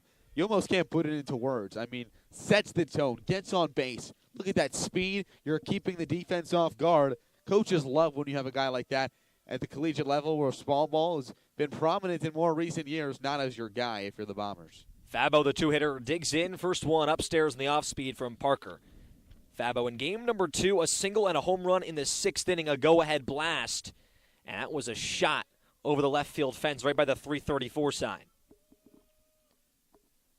Parker's 1-0 pitch to Fabo. This one called strike on the outside corner. That was a bomb to left field to break the 6-6 tie, give the Bombers a 7-6 lead and a 7-6 win in game 1. And now a chance to break it open with not on first base early. The 1-1 pitch off speed hangs upstairs, no good. Nada 2 stolen bases, as I mentioned, in game number 2. When he leads off the game, usually waits a few pitches. He'll go right around now. Waits 2 or 3, sees the rhythm of Parker on the bump. And with that, a pick over to first base, Nada back easily. Fabo, his 4th blast of the season in his junior campaign. And he'll be followed by the heart of this order, Callahan, Curtis, and Brody, who can all do damage. Brody with a home run in game number 2. The 2-1 from Parker, this one is blocked from Dinellen. Keeps Nada at first base, 3-1. And Fabo, now 20 games into the season, has reached base in all 20 games and has a hit in 19 of those 20. A machine in that 2 spot. Looking to reach base once again. The 3-1 pitch. Outside, ball 4. He jogs down to first base, throws his elbow guard, and here comes Garrett Callahan. We've talked about him a lot on this broadcast and what he can do with the bat back in game number 2. Callahan with 2 doubles, 2 RBIs, came around and scored. And in game number 1, which was yesterday at Falcon Park, Callahan with 6 RBIs and a 3-run blast. 9 RBIs in this series, Cam. Through 2 games, only 16 innings. I mean, what a performance by Garrett Callahan. Still with a chance here. The lefty digs in. First pitch, changeup low. Not off second base, obviously with that speed. Fabo with a lot of speed as well. He follows him at first base, and exactly what the Bombers want, setting up their bottom half of the first inning. And looking to sweep the series against St. Lawrence. Barker takes a look at second. The 1-0. This one, changeup once again, clips the outside corner. And you wonder when he gives that fastball to Callahan. If you get up in the count, that's where you want it, but working slow and away. Yep. Which, I mean, you look at what Garrett Callahan's done this season and in his career, you got to do so. The 1-1 pitch to Callahan, line left center field, down into the gap for a base hit. Cray will cut it off, not around third base. He's heading home. Fabo to third. Callahan standing at second base. An RBI double for the grad senior, and the Bombers strike first. It's 1-0. It's just raking the leaves for Garrett Callahan at this point. RBI number 10 in this series in the 17th inning of this series. I mean, just a monster at the plate. Feels like there's nothing else to say about what he's done for this team. And uses the whole entire field as well. Matt Curtis now into the box. First pitch, a strike. And really what Callahan does, sprays the field. He's a power hitter, but that one's left center field. He's seeing everything so well right now for the Bombers. Bat control is unmatched. Curtis 3 for 4 last game, swings and misses at that one, power on power, now an 0-2 count. Curtis with 2 doubles and a single, was 3 for 3 until the 6th inning. He came around and scored in the 3rd. Making his 6th start of his collegiate career. The first-year standout pops this one up. This one behind home plate. Donnellan running over, battling the sun of the St. Lawrence dugout and can't hold on. It drops in front, was wearing the sunglasses, but did not help him out too much there. You see him taking off the glasses after he looked up into the sun, wincing and looking at the ground, looking straight up into it. A bright sun, some wind as well. We saw Murad drop a similar play. And, I mean, battling that wind, battling that sun. That's a very, very difficult play to make. But staying alive is Curtis. You mentioned Murad as well, having that trouble, and it's tough there behind home plate for both these catchers. 0-2 count, 2nd and 3rd, no outs in the inning. Parker's pitch to Curtis. This one line right center field into the gap, running over is Clark. He makes the catch. Fabo will tag. The throw will not be in time, and it's a sac fly for Matt Curtis. Make it 2-0 Bombers early here in game number 3. Callahan stays put at second with one away. Setting the tone is this Bombers team, and that's what they've done early, and that's what's led to their success so much. Up 5-0 early in game 1. Up with 3 runs in the first inning in game 1 as well. More runs on the scoreboard early, the more chance you have of winning a ball game. They've set the pace. Here's Riley Brody, the first pitch to the second baseman in there on the off-speed, called strike. Brody with an absolute blast in the 3rd inning of last game, his only hit of that one. But has some sneaky power and has done it so far this season. As this one outside 1-1, When you see Brody as a whole, you don't think power hitter, but the pop he has with the bat, he's been a crucial part to this Bombers lineup. One of the best bat-to-ball hitters out there, and just happens to have some insane power. The 1-1 pitch outside brings the count to 2 balls, 1 strike. Brody doing a lot of damage this year for the Bombers, and so important in this order. Came into yesterday a 333 hitter, bumps that up to 343. 2 balls, 1 strike. The pitch, line, right field for a base hit. Callahan rounds third base. He's going to come around and try to score. The throw from Clark is not in time. And an RBI single for Riley Brody. His 4th RBI of the series. Put another run on the board, 3-0 Bombers. And St. Lawrence pitching coach Eamon Andre will talk to his guy, Brett Parker, on the bump. But Eli, the bats so far, the best friends for the Bomb squad. When you get your opposing pitching coach going out and having a mound meeting with 1 out in the bottom of the first, if you're on the offensive side, that probably means you're doing something right. And that's exactly what the Bombers are doing, mashing against Parker, who, as I said, he's primarily been their number 2 this season. It's primarily been Sylvia, who we saw in Game 1 with Parker throwing Game 2, typically your Saturday afternoon guy. And Parker's been pretty lights out, having good numbers so far this season. But Bomber hitting, and these bats, I mean, the team hitting .320 as a whole in the Bomber lineup this season, just mashing St. Lawrence pitching. That brings up Matt Fabian getting the start at third base. Rothstein to short. Peterson not starting in this one. Grounds this one right back at the pitcher. Parker off his glove. Ricochets to third base. Colangelo with no throw. An infield single for Matt Fabian. And that moves Brody over to second. First and second, only 1 away for the Bombers. They're still in business here. And Fabian, his first hit on the weekend for the Bombers. And that brings up Ryan Lobsher, what we saw him do just an hour ago, his first collegiate bomb to left field. The righty first baseman digs in from Simsbury, Connecticut. First pitch off speed in the dirt. 4 hits so far for the Bombers. Wind dying down just for a few seconds here. Benefits everyone, especially the papers up here. We've had a few fly off the top deck. Looking over Freeman Field. This one from Lobsher popped up third base side. Colangelo runs over towards the Bombers' dugout, towards the fence, makes the catch. What a play by the third baseman, Steven Colangelo. And that brings the second out of the inning. The ball kind of faded back towards play and just caught it right against the wall. So 2 outs, and here's Gil Murad, and the Bombers dugout loves his batting music. Some claps as well, and Eli Fishman jamming a little bit to it to my left. Every time we touch, it's a classic. Get the crowd hyped up. Murad, the catcher, digs in. Popped up first base side at a play. A few fans chase over as Murad will dig back in. Doing the catching for the 3rd straight game, 0 for 3 in game number 2. We go back to game number 1 yesterday. Had a single, reach base 3 times. First and second here, 0-1 count, 2 away. Bombers lead 3-0. Murad waves and misses at that off-speed pitch out in front. Now no balls, 2 strikes. Just a consistent hitter in Murad. Puts the ball in play a lot. We've seen it the last 2 days. A .333 hitter in his freshman year. .284 last year. Parker deals. Ground ball right back at him. He'll flip on to first base, and that will end the inning. But not after the Bombers get 3 here in the bottom half of the first. Nada led them off, came around and scored. Callahan and Brody helping them out. And the Bombers bats alive once again. 3-0 after 1 here from Freeman Field. And you stick with us on Bomber Athletics Top 2 coming up.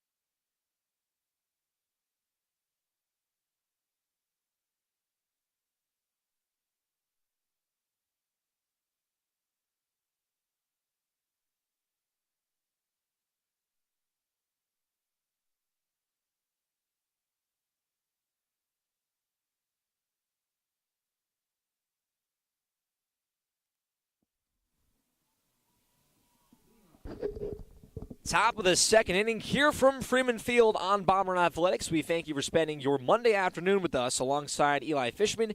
I'm Cam Manna. Garrett Bell back on the bump here is Timothy Connor, his first at-bat of game number 3, and starts it off with a wave and a miss. Bell first pitch changeup up in the zone and a big wave and a miss from Connor. Connor 1 for 3 in game number 2, looks at this one upstairs. 1 ball, 1 strike. Bell allowed 1 hit in the top half of the first, a double to Caleb Clark. Has 1 strikeout to his name. Swing and a miss there from Connor. Power on power between Bell and the first baseman. Now 1-2 count. Bell from the windup once again, working very quickly. The high leg kick, the deliver. Third base side, down the line for a base hit. Out past the stretch glove of Fabian. Rolls to the corner, a big turn from Connor. He heads to second base. The throw from Fabo, not in time. And a leadoff double for Timothy Connor. His second hit of the afternoon, a celebration towards his dugout. And a leadoff base runner here for the Saints, their first of game number 3. Connor has come up and he has had a tremendous beginning to this season at this point in time, hitting .382. And coming off the road trip to Florida, he was hitting .407.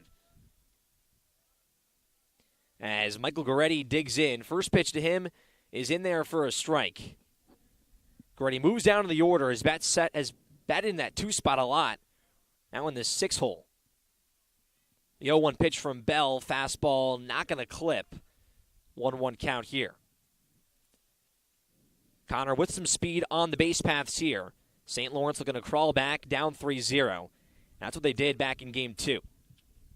2 hits for them as this one's upstairs. Bell not on top of the off speed. 2 balls, 1 strike. In game number 2, that comeback for St. Lawrence. Going down at one point as much as 4-0. And then getting a 3 spot, actually 5-0, excuse me, and then getting that 3 spot in the 5th inning. Bell's pitch, this one fouled back. Hits the building right in front of us that we're on top of calling this game.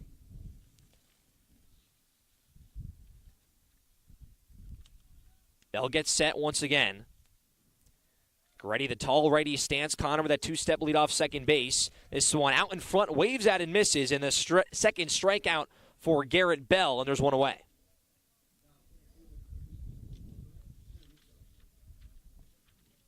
So Brett Federico, the center fielder, will now dig in. Has some speed out of the righty's batter's box, looking for an RBI chance right here.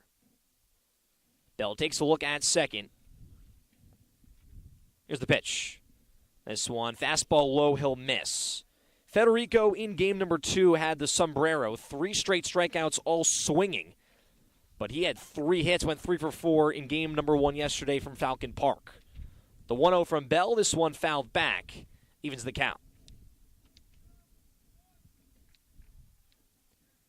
The Saints, their 3rd conference game. The Bombers, this is their 6th. Took the series from Rochester just last week, 2-1, looking to sweep the series with the Saints. The 1-1 from Bell. Fastball up and in, 2-1. Bell commands that fastball, has not shown that he can locate the off-speed so far, but hasn't had to go there too much with that command with the heater. His 2-1 pitch, this one grounded third base side. Fabian Shades picks it up, fires across the diamond in time. Lobster with a nice stretch that keeps Connor at second, and there's 2 away. And Fabian giving the stare down to Connor at second base before firing on to first. Heads up play by Ethan Rothstein as well. Circling behind Fabian to cover the third base bag and keeping Connor right where he is with 2 outs. So that brings up John Donnellan, who had a big game number 2, doing the catching once again. Sun goes down a little bit here from Freeman Field. First pitch from Bell to Donnellan is in the zone, goes to that off speed. Donnellan with the triple and a big RBI single as well. 3 RBIs for the catcher, and he showed a lot of emotion. Kept the Saints in that one. The 0-1 from Bell off speed once again, back in the zone. Now Garrett Bell working in rhythm. All his pitches seeming to now locate the zone. No balls, 2 strikes, 2 away. Top 2 here from Freeman Field. 3-0 Bombers. Connor still off second base. Donnellan back in the box. Now the wide stance with 2 strikes. Bell's pitch, off speed, swing and miss. The third strikeout for Garrett Bell.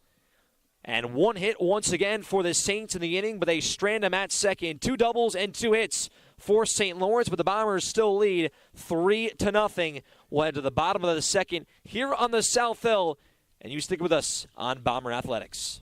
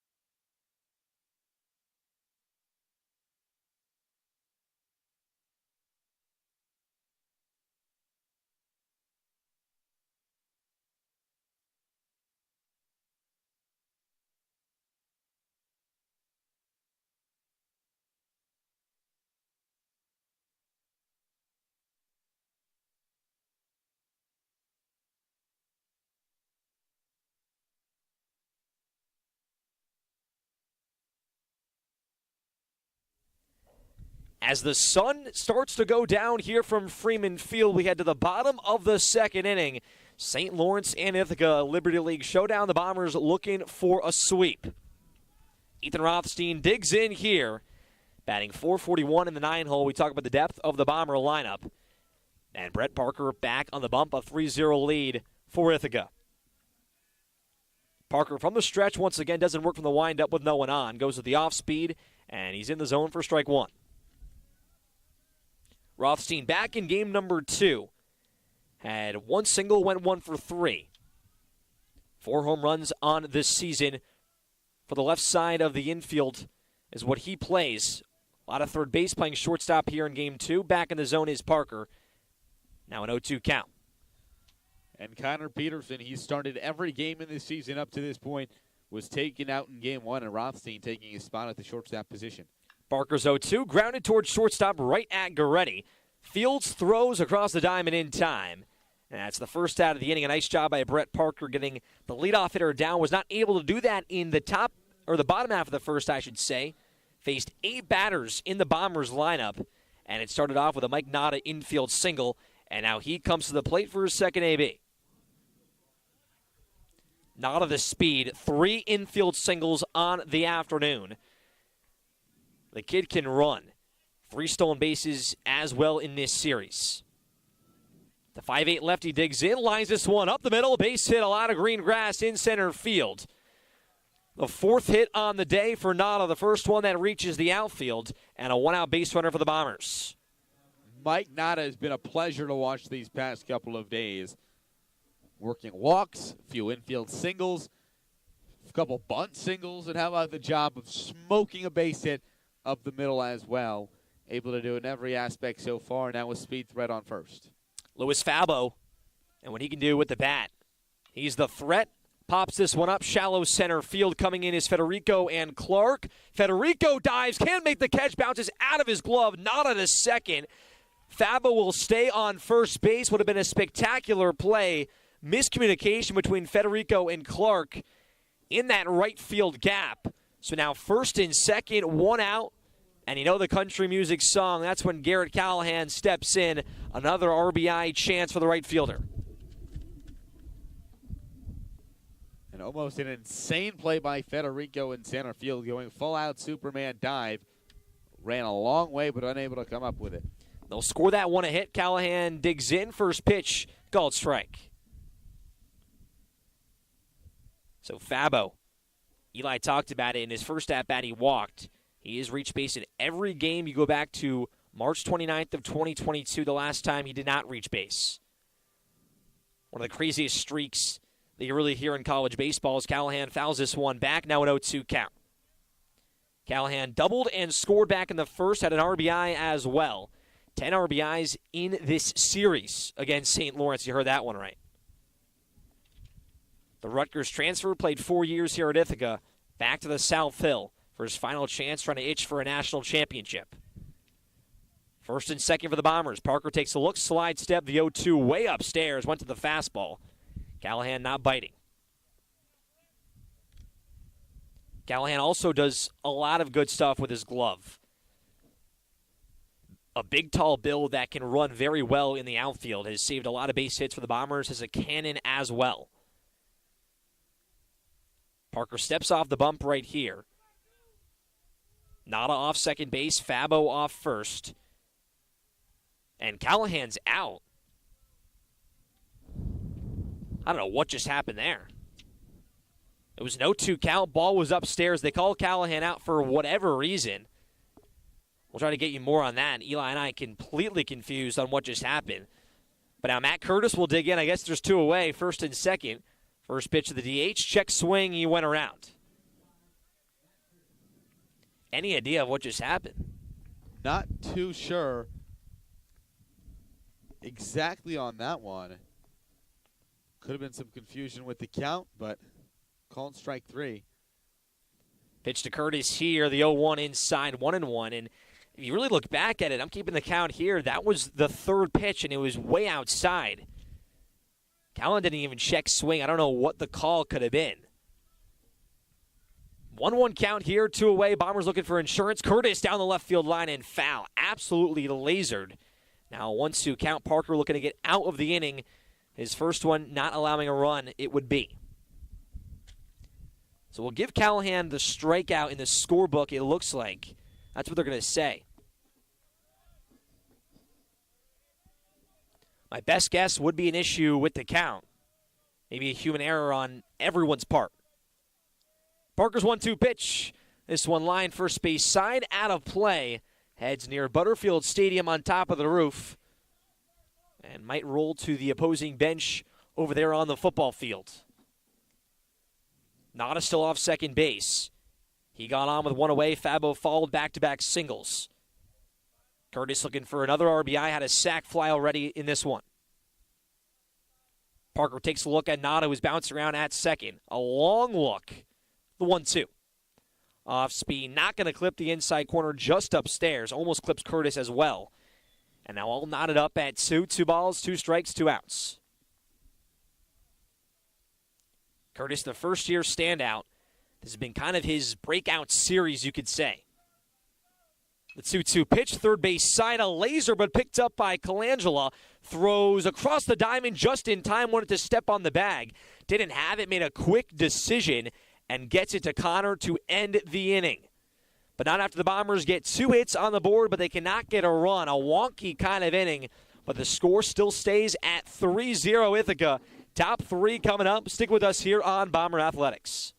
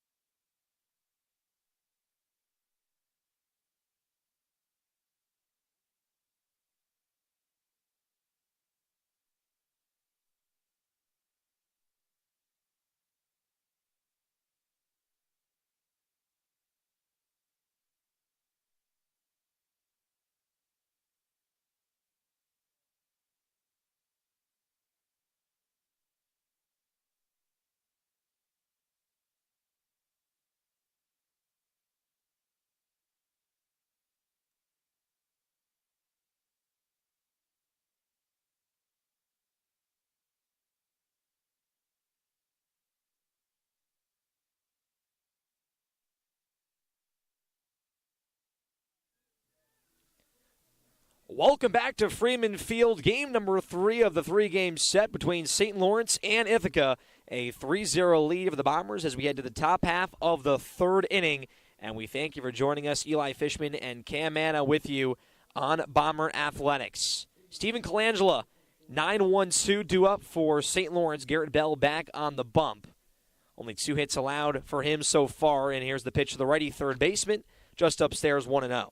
So our conversation about Callahan's at-bat where he was called out on strikes, we got word that he took too long to get ready in the box, took too much time outside of it, as this one grounded third base side. Fabian picks it up on a hop, fires across the diamond in time. The athleticism from Fabian at the hot corner. What a play, one away. What a play from Matt Fabian. We mentioned he's going to be competing for third base reps, has been competing for reps in the outfield, first base, been bouncing around positions.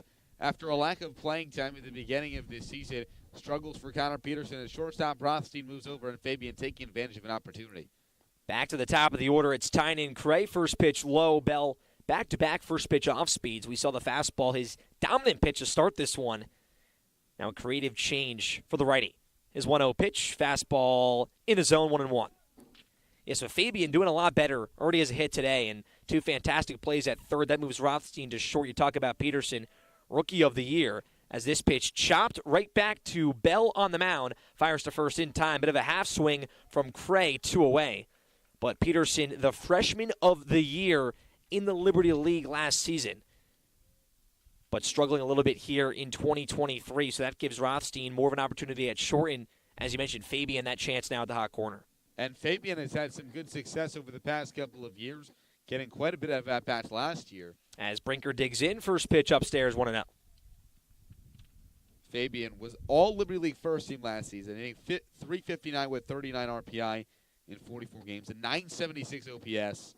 As this one bounces in the dirt, Bell just missed that one. He knew it. And that says a lot about the depth and the talent of this Bomber team, that an all-conference selection is out of the lineup, given the talent and lack of opportunities in the field. But early on, he might have found himself a spot here at third base. But 2-0 upstairs. The body language from Bell just not liking these last few pitches. And St. Lawrence looking for a 2-out base runner.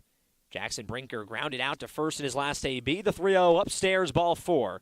Brinker will take off his ankle guard and take his jog down to first base. And with 2 away, here comes Caleb Clark. One of the 2 hits for St. Lawrence so far, had a double back in the first.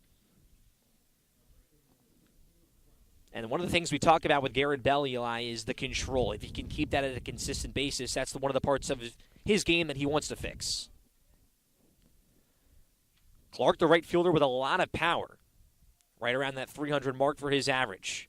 Bell now to the stretch. And a pick over to first base. Very close. He got him. Oh, what a play from Garrett Bell. Lets Brinker get on via the walk. Was not happy about it, so sits him down with the pickoff. The second time we've seen that today. The Bombers with some energy and the lead. 3-0. Bottom 3 coming up. The Bombers with the bats and the music. Started to bump in the sun. Coming out once again. Stick with us. We'll be right back here from Freeman Field.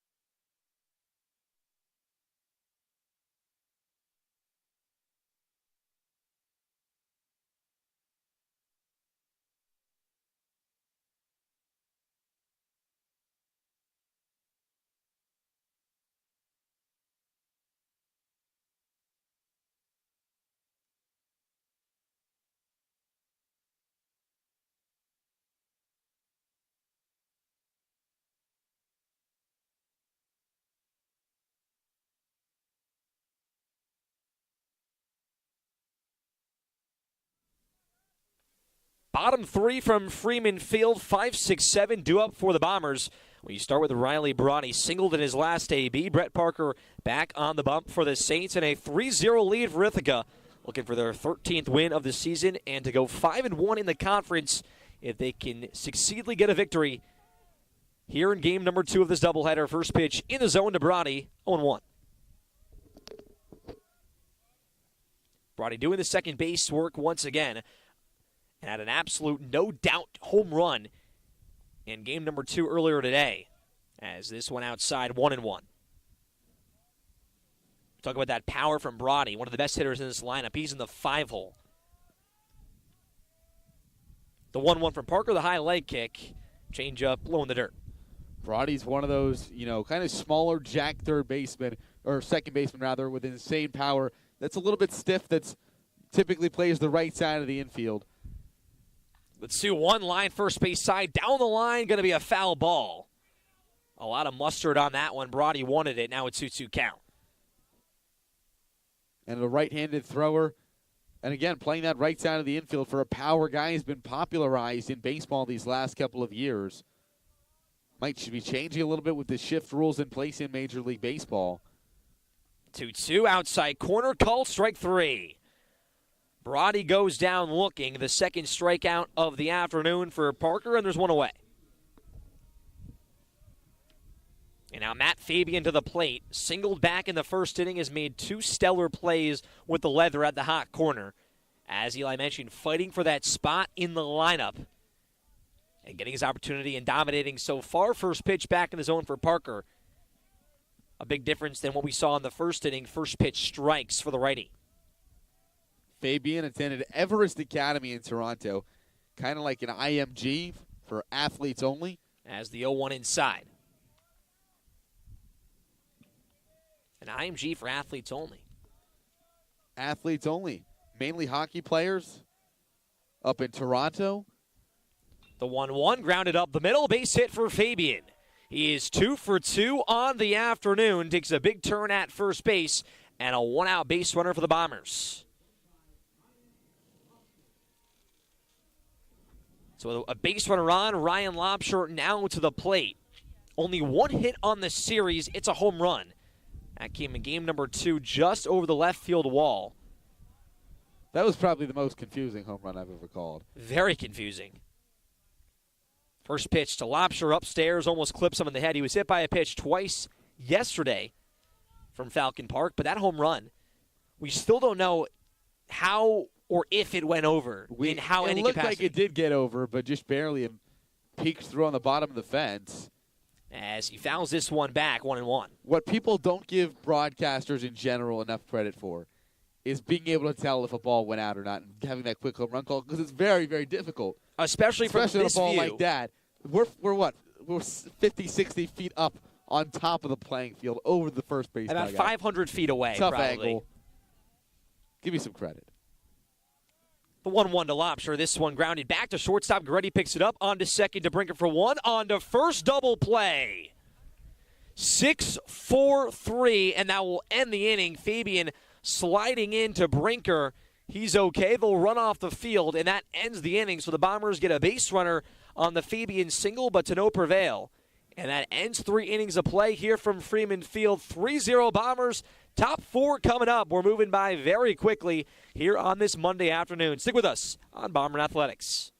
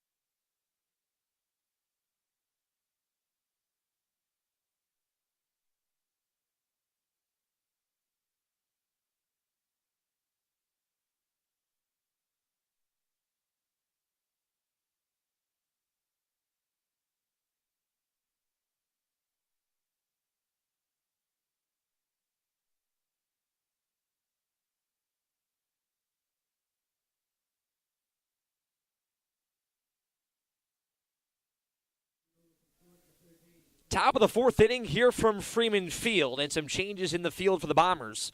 Matt Fabian a little bit banged up on that slide into second base on the 6-4-3 double play to end the inning. So Connor Peterson, who has started every game this season, back into the lineup for the Bombers. He'll replace Fabian. He moves to short. Rothstein back to third. And Caleb Clark in the box. Bell's first pitch to him. This one in the zone, 0-1. And we talked about Fabian making a splash, making an impact a few plays. Very impressive at the hot corner. Wiped away just like that. And so one foul back. Clark went fishing. No 0-2 count. And we just talked about Fabian kind of trying to find his role in this lineup, and he's had a great day. 2 for 2. That's got to be frustrating. It has to be. The 0-2 from Bell, swing and a miss. Clark goes fishing once again, not catching anything there. And Bell gets his 4th strikeout of the afternoon, 1 away. You a fishing guy, Cam? I actually enjoy fishing. I'll do it once in a while when I head down to Long Island.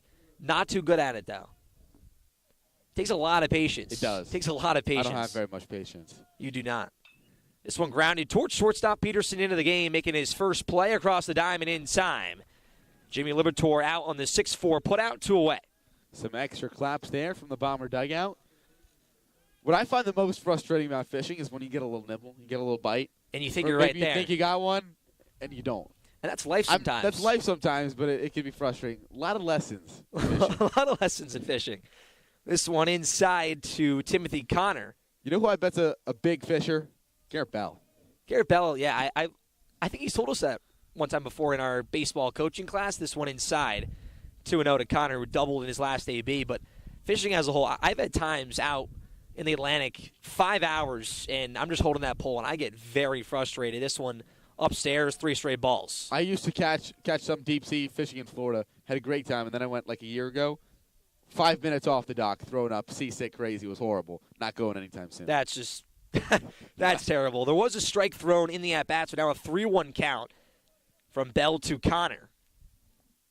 It's tough, too, because depending on how big the boat is, if that rocks a lot, you can get very seasick.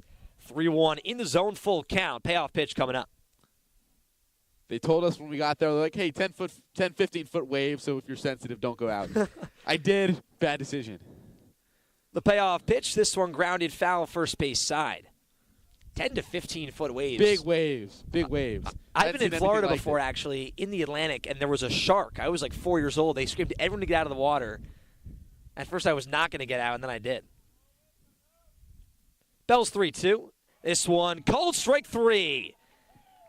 His 5th strikeout of the afternoon. 1-2-3 goes down the Saints, and still a 3-0 ball game from Freeman Field. Bottom 4 coming up. We'll talk about a lot more fishing here on Bomber Athletics.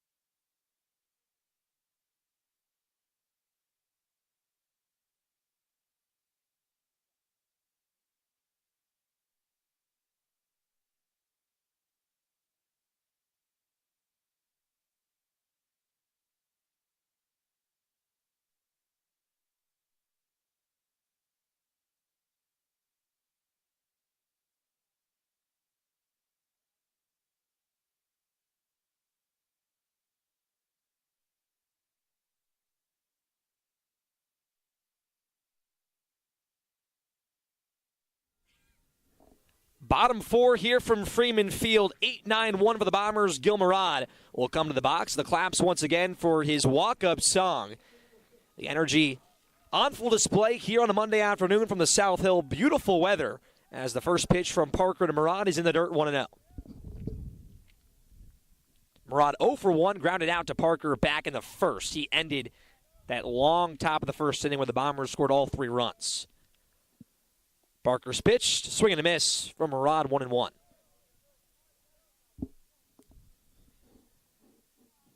Murad doing the catching for the 3rd game in a row for Ithaca.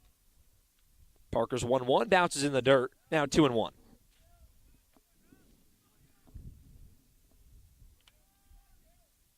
Rothstein will follow in the lineup, so Peterson will not get his first at-bat. He replaces Fabian, as we talked about. He's in that 6 hole. Parker's 2-1 pitch up and in, almost clips Murad. And now a 3-1 count. Bombers looking for a leadoff base runner. Would be the second time this game after Nada, who led off this game with a single. Parker's 3-1 pitch. This one fouled back. Brings the count to full. And you wonder what a series like this does for the Bombers. You go into a Wednesday game back at home, then you play one more home game Saturday, doubleheader at RIT. The heart of conference play, important for their confidence. It's got to be. I mean, you've got a big series coming up the next couple of weekends, the heart of Liberty League play. As the 3-2 is lined left center field, pretty shallow coming in is Craig. He dives, can't make the catch. Hits the green grass in left field. Murad is on with a single. And the Bombers will lead off base runner. We've heard a lot of batting music so far from all the Bombers. Murad gets the most excitement. Rothstein, a solid one as well. He'll dig in here in that 9 hole. I'm a fan of Garrett Callahan's. Some Jason Aldean, some country music. Yep. Been the vibe so far at Freeman Field. Murad off first base with a 2-step lead. Rothstein 0 for 1. First pitch to him in the zone 0-1.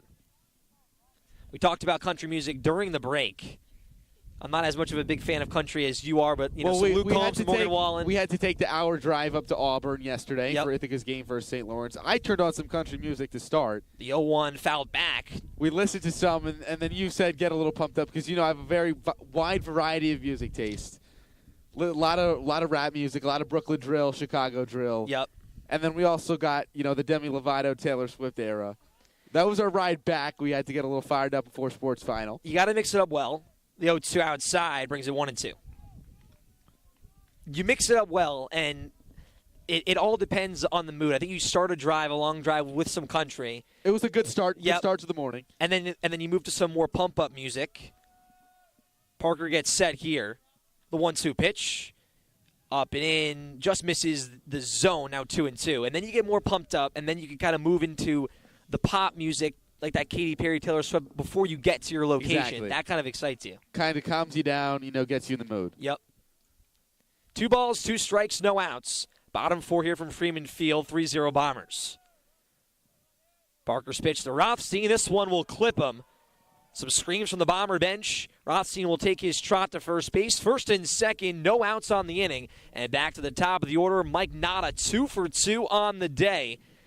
Has reached base every game so far in this series against St. Lawrence. And the speed and what he brings to the table. We'll see if he can stay hot here for Ithaca. I'm a big fan of Nada's walk-up song as well. Some Rowdy Rebel, some Brooklyn drill thrown in the mix. And Nada, a guy, too, that kind of a silent killer at times and a leader for this Bombers offense. Third baseman in Colangelo comes in. Nada shows bunt, pulls back. Almost a snap throw from Donnell into second base, but he'll hold on 1-0. Colangelo charging there, gets all the way in, and he's getting yelled at by the shortstop, Goretti. Stay right there, cover your bag, because with the runner off of second base, obviously you don't want Murad taking third. Colangelo's got to be careful. Here's the 1-0. Nada shows bunt, pulls back. It's going to be a foul tip. Donnell cannot hold on, brings the count to 1-1. You love the small ball from the Bombers. We saw it a little bit with Brody last game. Nada showing bunt a few times. Already reached on a bunt in this series coming in this game. So Nada can do a lot with the bat. His biggest threat is his legs when he's on base. Parker takes a look at second base at Murad. This one not going to clip the zone. 2 balls, 1 strike. And I like that this Bombers team isn't necessarily forced to bunt if you don't like the right pitch. We see a lot of coaches that are very strict about that. Anywhere in the zone, you got to bunt. Not a very patient bunter. He needs his pitch, and a lot of time he won't even bunt at a breaking ball. Shows bunt once again. Breaking ball inside. Snap throw to second. Not going to be in time. A low throw that had some skip to it. Almost got Murad at second. Now a 3-1 count. As Luis Fabo waits on deck, a single in his last AB, walked and scored back in the first, a home run today as well, a go-ahead that won the Bombers the game A 7-6 victory. The 3-1 pitch, outside ball 4.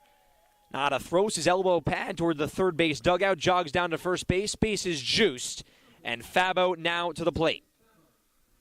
The base is now juiced. Nada on for the third time in this game, reaching in all 3 of his at-bats. And if there is anyone you don't want to walk to load the bases, it's Mike Nada, the leadoff hitter. Because who do you got next? Fabo, Callahan, Curtis, Brody. Perhaps the best 2, 3, 4, 5 in the Liberty League. One of the best in college baseball. And Fabo reaching base in both of his at-bats with a single, the moonshot go-ahead homer in Game 1. Now with the bases juiced. Fabo digs in right here. 4 home runs on the season, bases juiced, first pitch, low and outside from Parker. 8 hits for the Bombers so far here in game number 2 of the doubleheader. That 3-0 lead, all 3 runs coming in the bottom half of the first. Parker's 1-0 pitch, the slide step, low and outside, blocked from Dinellin. Murad still off third base. Rothstein off second, Nada off first. And really everyone in this Bombers lineup, when they're on the base paths, with the speed to get things done, especially with Rothstein and Nada with that room to run. The 2-0 to Fabo. This one line, left field and deep. Going back is Cray. Makes the catch. Tagging is Murad. The throw will not be in time. The other 2 runners stay put. A sac fly for Louis Fabo. And the Bombers now take a 4-0 lead. A lot of exit velo on that one from Fabo. Roped that one into left field, but right at the left fielder, Cray. And Coach Collins is going to take the walk out to the mound, and Garrett Callahan's going to see a new pitcher with runners on first and second. Parker comes out of the game. He'll take the trot back to the first base dugout, and the Bombers with a 4-0 lead. Garrett Callahan coming to the plate, so we'll step away for the pitching change. Stick with us on Bomber Athletics.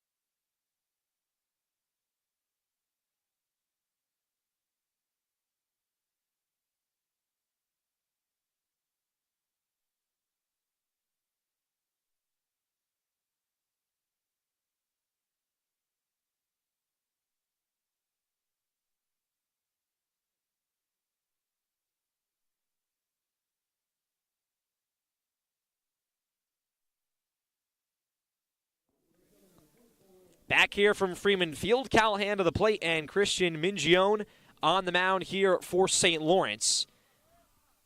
The tall righty, 5 2/3 inning pitched on the season, a 3.18 ERA and 6 strikeouts. 1 out on the inning, 2 runners on for the Bombers, a big spot for Mingione. First pitch to Callahan, grounded first base side, running over is Connor, and he'll throw it to Mingione. PFP is a 3-1 putout. Gets Callahan, both runners advance. Nada to second, Rothstein to third, and there's 2 away. The value of the PFP getting out there. Mingione doing a tremendous job getting over there, hustling. Doing as you're taught, you're supposed to run towards the line and then kind of run with the batter. That's exactly what he did. The foot race beats Callahan, and a great job by the first baseman, Connor, as well, to flip it over for the second out. 1 out away from getting out of it after coming in. Matt Curtis, the DH, digs in. First pitch from Mingione to him, off speed, in the dirt. A big block from Donnellan. And this would be a big jam to get out of for the sophomore. Has done a good job this season on the stat sheet. But a big chance for Curtis to kind of blow this one open. Already a 4-0 lead for the Bombers here in the bottom of the fourth. Mingione gets set. High leg kick, the pitch to Curtis. This one's blocked once again from Donnellan. 2-0. That big leg kick and that completely over-the-top delivery.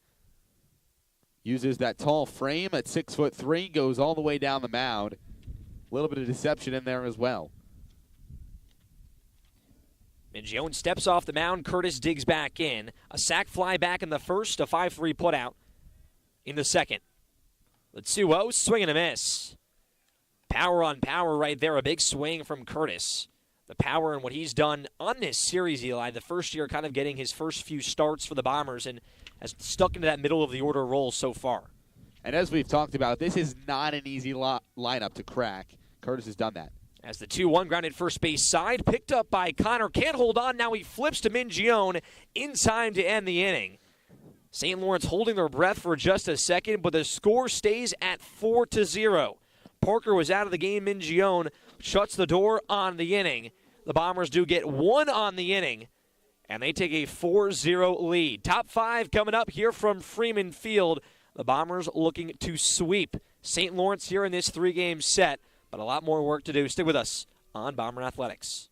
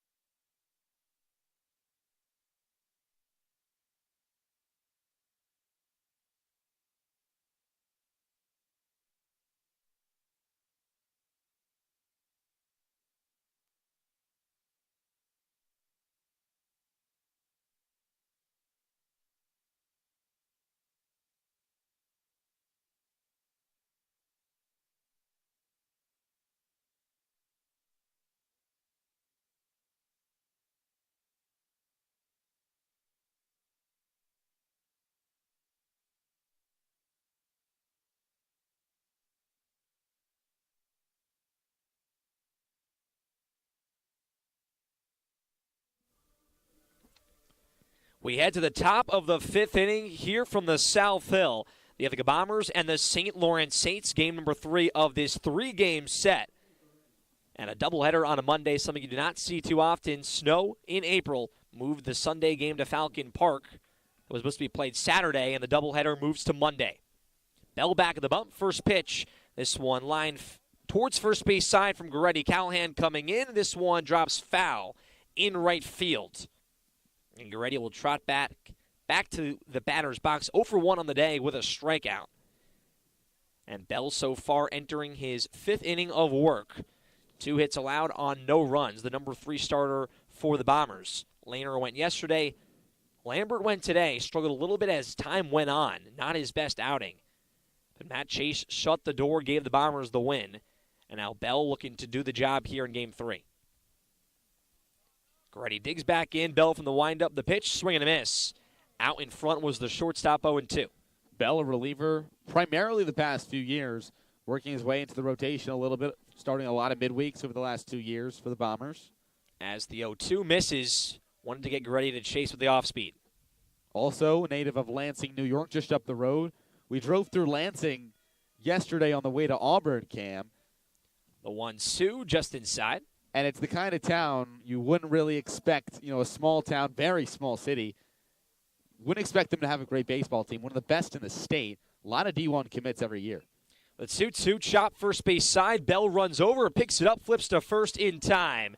The athleticism for Garrett Bell once again off the mound. And there's one away. And that is pretty interesting. A smaller school like that just breeding baseball players and the population to state champion in 2012. Get guys like that. Very impressive. Brett Federico will now dig in. 0 for 1, doing the center field work once again. First pitch fastball way upstairs, but one of the fastest pitches we've seen on the afternoon from Bell so far. Back quickly, the 1-0. This one back in the zone, 1-1. Federico had a big game number 1 yesterday, 3 for 4. A double and 2 singles, but hitless since. The 1-1 off speed misses, 2 balls, 1 strike. Gil Murad as well, the battery mate from Ithaca High School. The 2-1, changeup misses low. You could literally see Ithaca High School from up here among the many things. Yeah, I did not notice that until you just said it.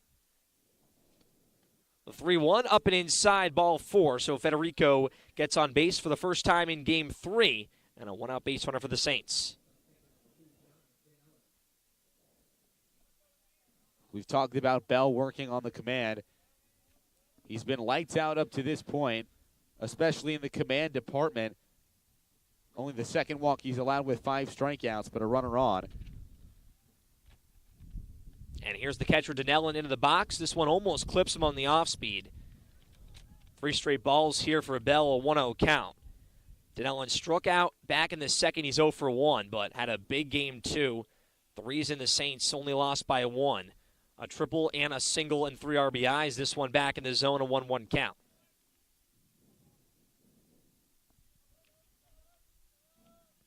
Bell picked off back in the 3rd inning, got Brinker. So Federico's got to watch out as a swing and a miss here from Donnellan. Just out in front, a bit of a check swing on the off-speed. Now 1 ball, 2 strikes.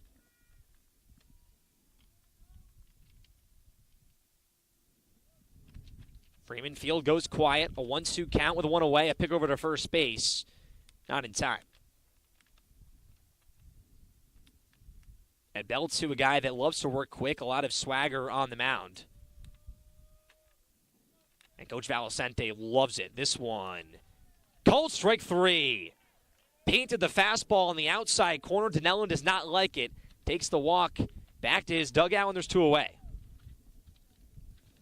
Second time Donnellan has gone down looking on a borderline pitch, taking a very slow and brisk walk back to the dugout after that one with some frustration. And Bell looking to lock the door. Now Colangelo digs in. Pick over to first base, not in time. That magic pick over from Bell after that 3rd inning. Not working here. A lot smarter as the Saints base runners. First pitch to Colangelo in the zone, 0-1.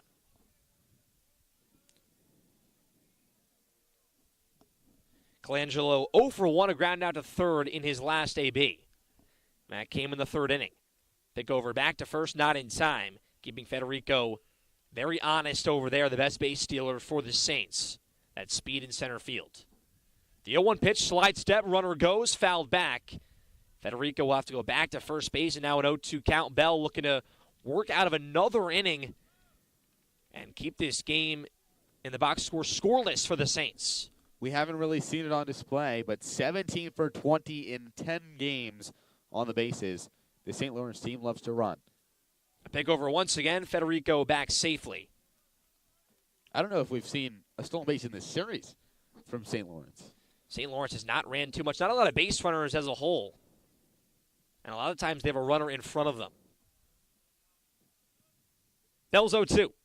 This one fouled back onto the stairs into the parking lot, hitting Srirachi. Srirachi the school, not the person. Now an 0-2 count. That would be weird if I just said this. The ball just hit a person in the face. Bell back in the bump, 0-2 count. His pitch, Federico goes. Pitch outside, the throw from Murad, high and not in time. Oh, wow, they said they're going to call batter's interference. Batter's interference on Colangelo. So the runner will be out no matter what. So that ends the inning with 2 outs. So Bell keeps the game scoreless for St. Lawrence, a 4-0 lead for the Bombers. Bottom 5 coming up here from Freeman Field, and Ithaca back with the Sticks. We'll be right back on Bomber Athletics.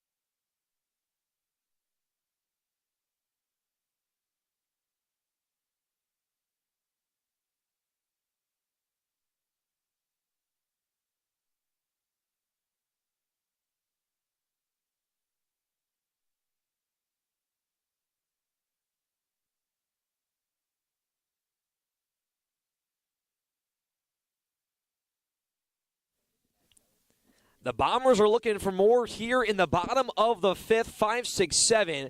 Brody will dig in 1 for 2 with a single back in the first inning and an RBI for the second baseman.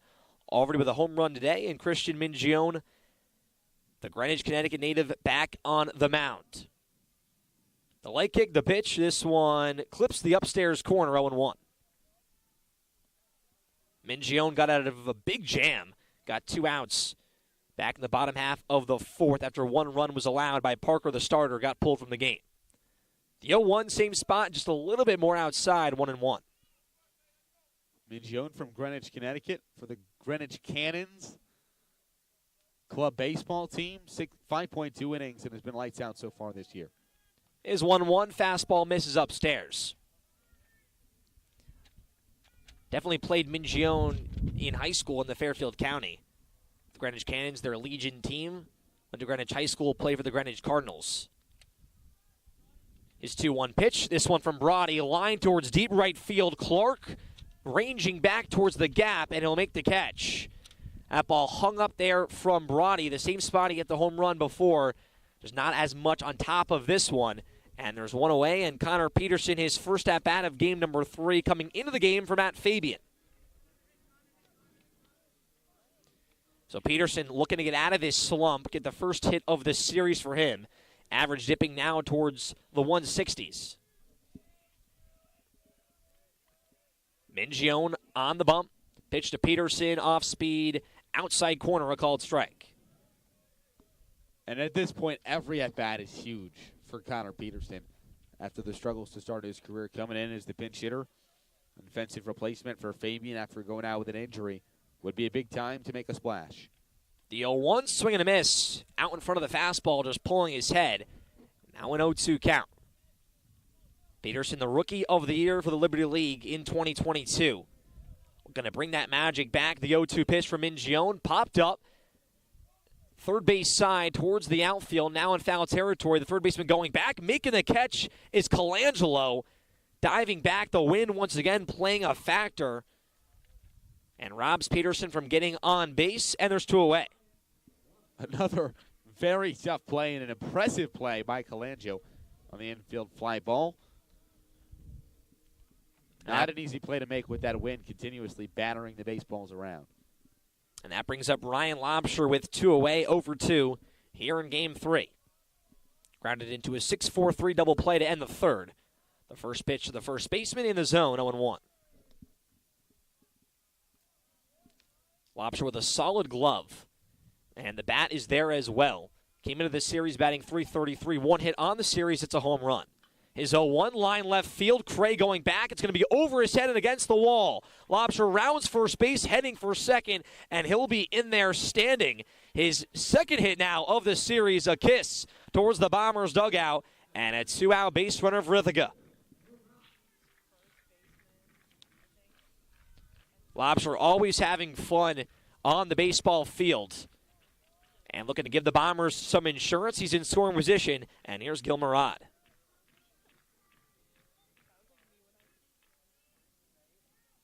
Murad 1 for 2 on the day, singled and scored back in the fourth. That was the 1 run in the fourth for the Bombers. This one, a wild pitch. Gets past Danellen. Lobsher to third base, now 90 feet away is the 5th run for Ithaca.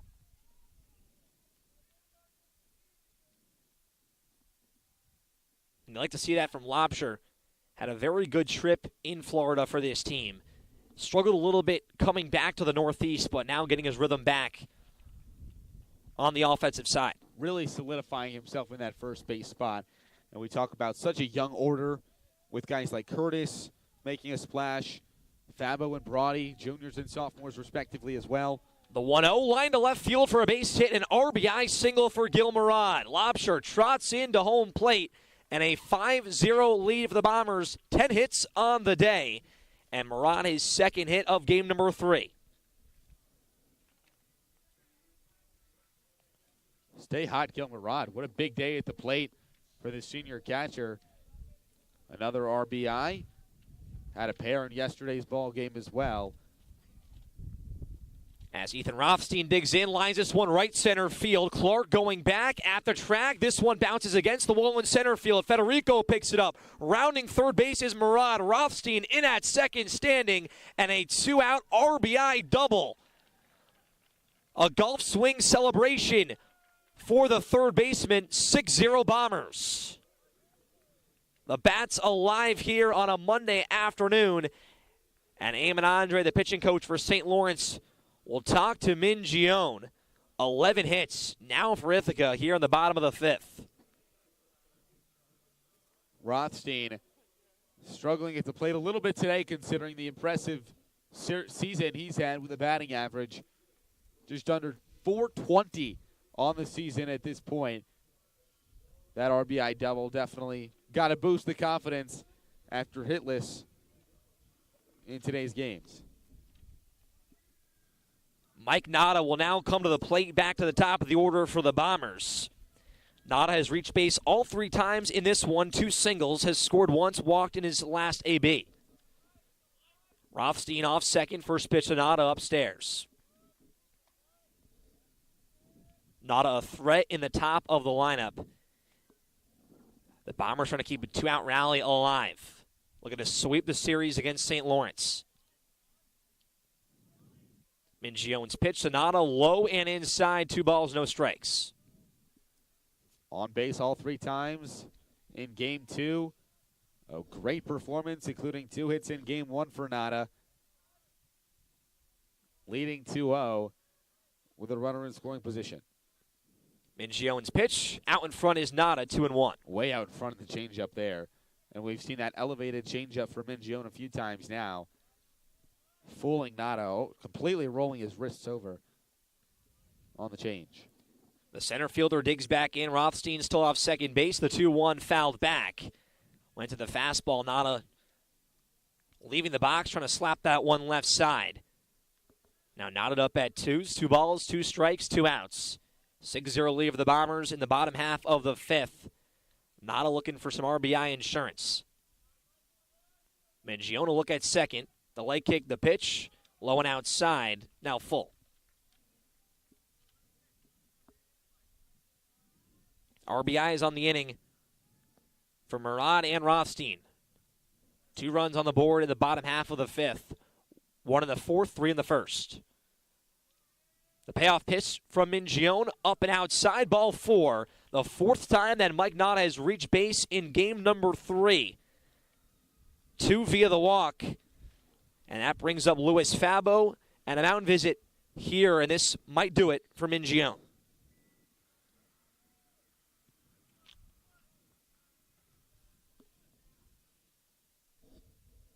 Collins, the head coach, and the manager will come to the mound, and that will do it for Mingione. So a pitching change here for St. Lawrence. First and second for the Bombers. Luis Fabo comes to the plate, and a 6-0 lead. We'll see how the bottom of the fifth ends after this.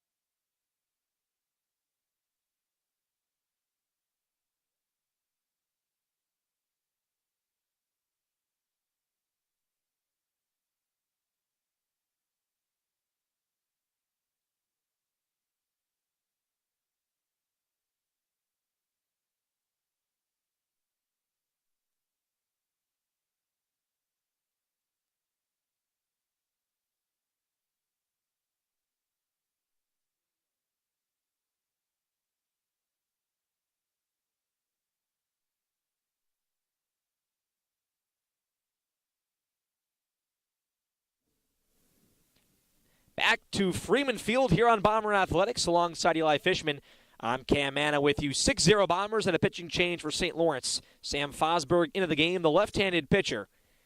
A 0 ERA on the season, making his 3rd appearance, 4 1/3 innings pitched so far.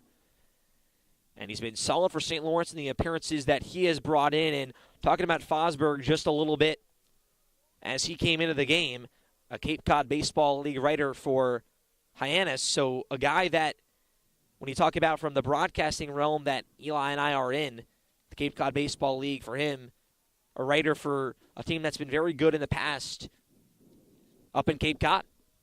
And whenever we have our pregame meetings with coaches, talking to Coach Collins, and one of the things I always ask is, all right, what storylines, about storylines that we could tell on the broadcast, and I ask maybe for some good stories that the coach suggests we tell, or maybe if he has any, good, fun, insightful stories of off-the-field things.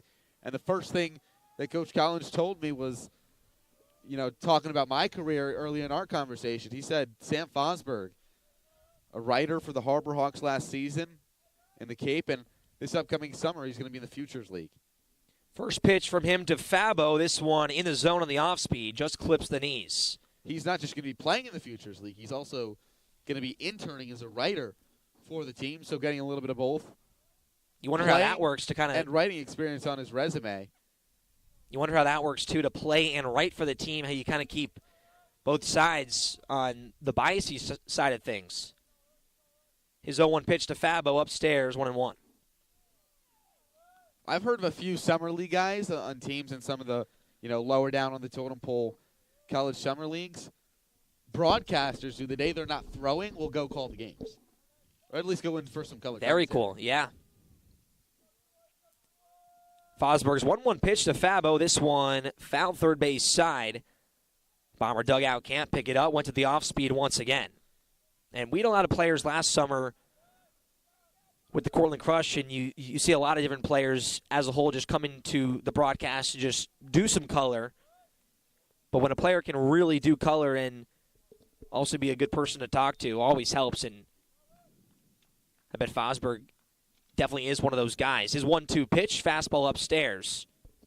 Now 2 balls and 2 strikes. And all of those athletes in general, but especially we see it very common in the game of baseball, those athletes who are also, love the game off the field, want to be involved, whether that's in media analytics, adds to their case a lot. His 2-2 outside corner called strike 3. So Fosberg comes in, faced one batter in Fabo, maybe the best hitter in this Bombers lineup, and gets out of the jam and keeps this game at 6-0. Bombers still with a commanding lead. Top of the 6th coming up, in St. Lawrence a lot of work to do with the bats.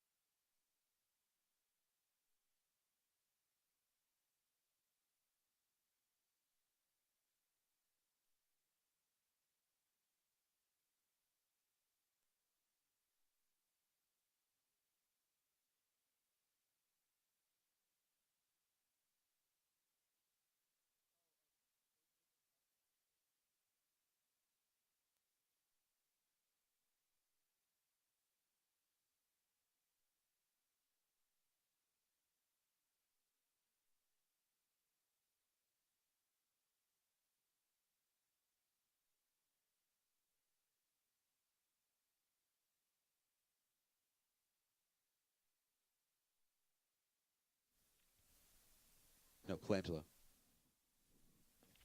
Top of the 6th inning here from Freeman Field. Garrett Bell back on the bump, and now to hit for St. Lawrence. Cray will come out of the game here, so that will bring in Daniel Verastro. Verastro pinch hit back in game number 2. Has a 2-0 count here early.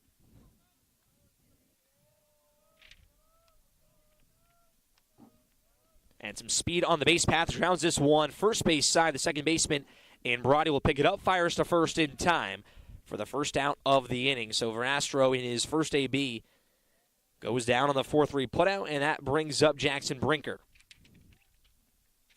So Cray will come out of the game now, and looks like Verastro will be playing the left field. Before that at AB, Verastro came in as a 188 hitter. St. Lawrence down 6-0 here, trying to avoid the sweep and avoid their third straight loss and their 3 losses in the Liberty League. Bell's first pitch to Brinker. This one, a high fly ball, shallow left field. Fabo battling the sun, takes a few steps back and makes the catch for the second out of the inning. Dan Callahan now warming in the bullpen for Ithaca. First action that we've seen down the left field line in that bullpen. Sticking out in play. I mean, the tip of that pitcher's mound, probably 15 feet to the left of the foul line. Caleb Clark digs in, first pitch inside, 1-0. Clark with a double back in the first, struck out in the fourth. Bell quickly back to the plate, off speed, hangs upstairs, 2-0. And that bullpen, yeah, very close. You bring out that other bullpen catcher to kind of guard Dan Kellican, who's warming up. As Bell's 2-0 comes in way inside, went to the heater, 3-0. And a lot of walks we've seen from Bell so far, they've been kind of 4 straight balls. He's kind of just lost the batters and has had trouble working back. We'll see if that changes here. The pitch to Clark, the 3-0, back in the zone, 3-1. Top of the 6th here from Freeman Field. Playing 9 here in game number 2. It was 7 innings in game 1. 3 balls, 1 strike. The pitch, swing and a miss. And brings the count to full. Looks like he went to the changeup there, low and in.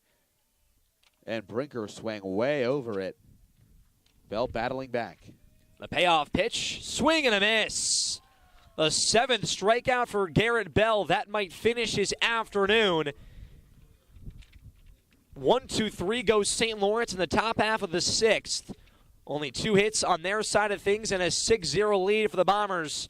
And they'll pick up the sticks once again. Bottom 6 coming up. Stick with us on Bomber Athletics.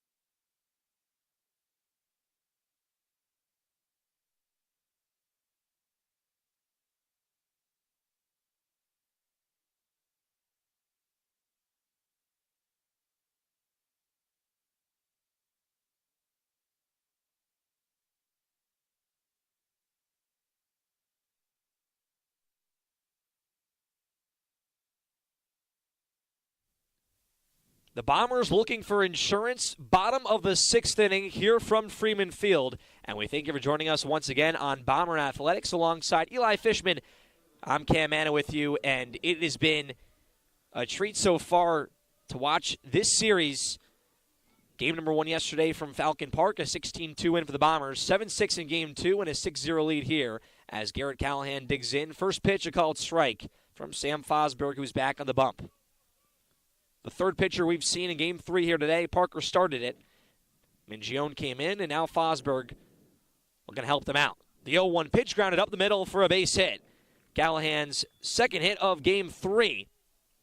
Scored back in the first off his double. He's a leadoff base runner here in the bottom of the 6th.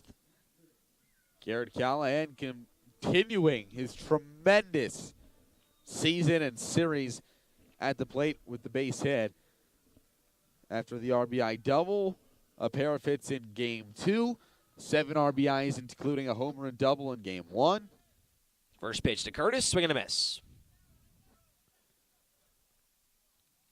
Yeah, Callahan, double-digit RBIs on this series against St. Lawrence, mashing the baseball since coming back to the South Hill. Fosberg's 0-1 pitch, this one outside. Donnellan keeps it in front, holds Callahan at first. And Callahan, I mean, if you're him in your final year of collegiate eligibility, he's got to be hungry for some college baseball playoffs. 2021, obviously, Ithaca knocked out by Union in the final. And then last year, Rutgers didn't get the at-large bid, even though they were one of the top teams in the Big Ten. Fosberg, a long look at Callahan, the slide step, the 1-1. Outside, 2 balls, 1 strike. Rutgers went 44-15 last year. Won 16 in a row in the middle of the season. And I remember on Selection Day, they didn't get the bid, and Twitter erupted. Ablaze. Yep. The 2-1, back in the zone, knotted at 2. So you can only imagine the frustration a player like Callahan had, and you got to imagine not getting that at-large bid at Rutgers fired him up a little bit more, wanting to come back to Ithaca. The 2-2 grounded left field past the stretched arm of Colangelo. A base hit for Matt Curtis. His first of game number 3, now first and second for the Bombers. No one away, and here comes Riley Brody. And back to that for Rutgers. That was a really big thing just all over the sports media realm that they did not get in to the college baseball playoff. You only lose 15 games, you win plus 40. That's almost unheard of. So obviously itching to get to that point of NCAA tournament baseball. Brody digs in, 1 for 3 in game 3 as the first pitch comes in for a strike from Fosberg. Callahan off second base. Curtis off first. Curtis has been mashing the baseball along with Callahan here on this weekend series. The 0-1 to Brody. This one outside. 1 ball, 1 strike. Brody a home run in game number 2. Just missed one in his last at-bat on the fly out to right field. A lefty-on-lefty matchup going to be a little bit tougher here for the second baseman. The 1-1 pitch from Fosberg. This one, swing and a miss. Out in front was Brody on the changeup in the dirt.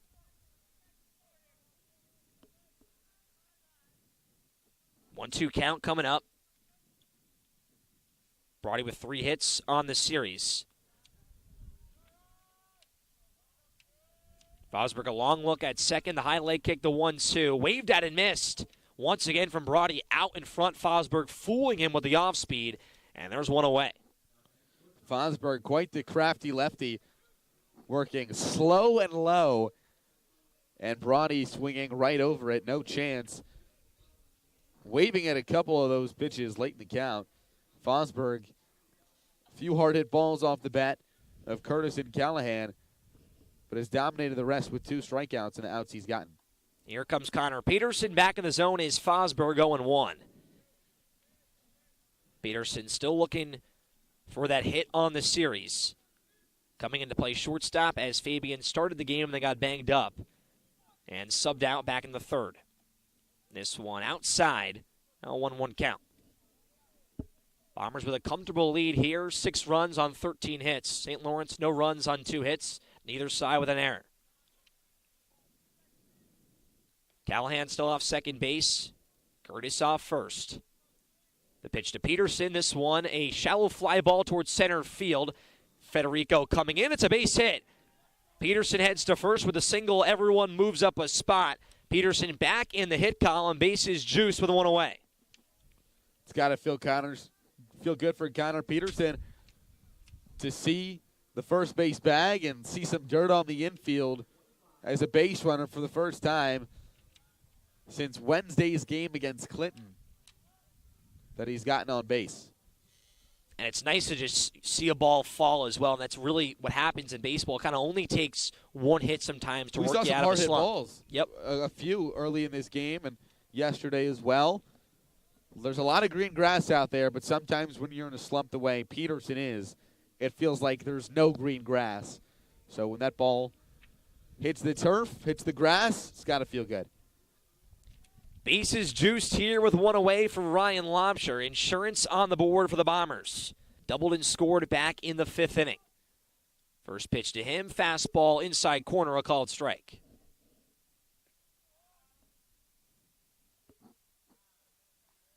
Fosberg stepping off the mound here. Came into a jam, looking to get out of another one here that he put together. His 0-1 pitch. Lobsher lasers this one. Left center field over the head of Yastro and into the gap. 1 run scores in Callahan. Curtis following. Peterson following as well. Lobsher to second base. And a 3 RBI double for Ryan Lobsher. And bump up the scoreboard. 9-0 Bombers. And Ryan Lobsher having an afternoon now, 2 for 4 with 4 RBIs on the doubleheader.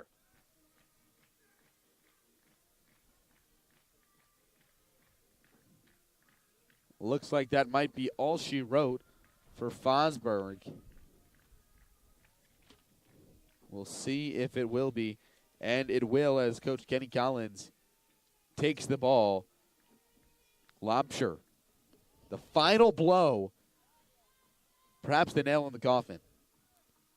Fosberg out of the game, and we'll step away here. Ryan Lobsher, a 3 RBI double. 9-0 Bombers, an offensive explosion here from Freeman Field.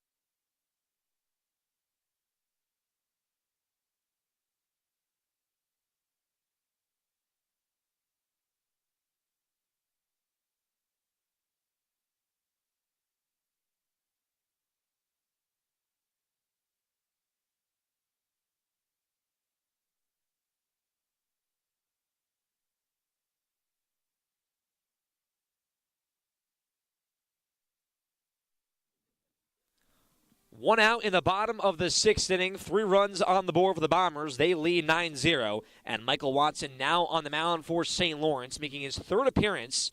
No runs earned for the righty. Lobsher off second base after the 3 RBI double. And Gilmarod digs in. First pitch grounded to shortstop right at Goretti. Picks it up, fires across the diamond in time. Lobsher advances 90 feet. And now there's 2 away. And here comes Ethan Rothstein.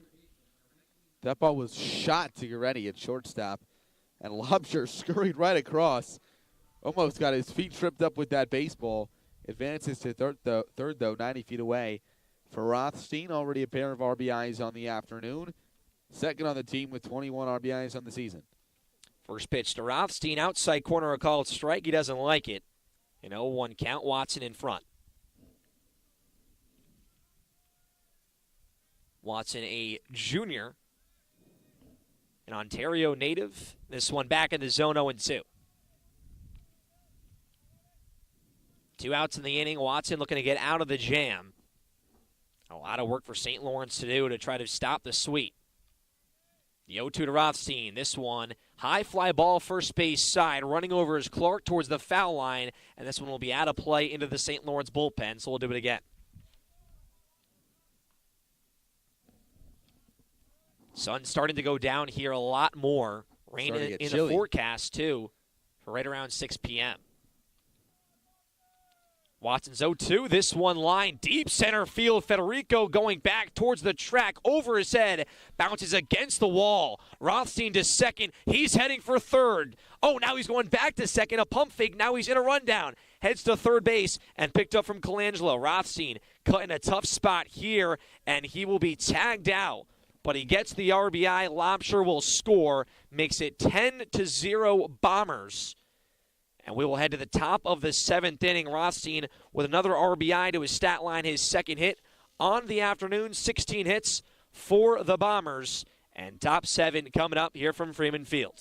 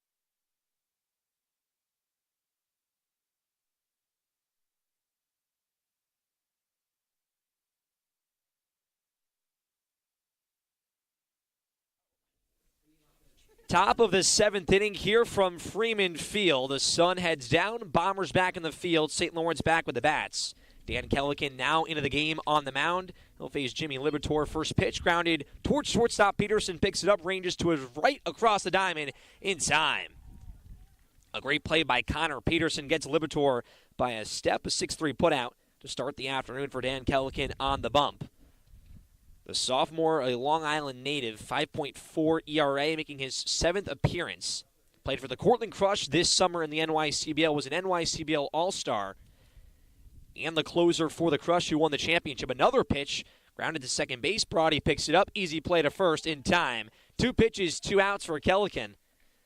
And you wonder here if Goretti is going to take Liberatore and Connor both with groundouts. But Kellican, his first 4 outings on the summer for the Crush, all saves. That was a dominant pitcher for that team. Had the chance to cover him all summer long. This one outside, so not a 3-pitch inning for the Radio 1-0 count. Goretti 0 for 2, a strikeout and a groundout. The 1-0, Kellican back in the zone. 1-1. 2 hits for St. Lawrence.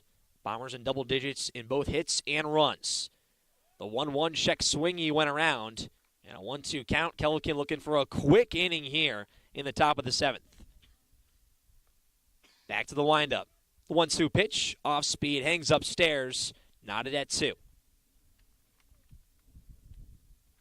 His 7th appearance. Garrett Bell, a great afternoon. He'll most likely get the win. The 2-2 pitch outside, and now it's full.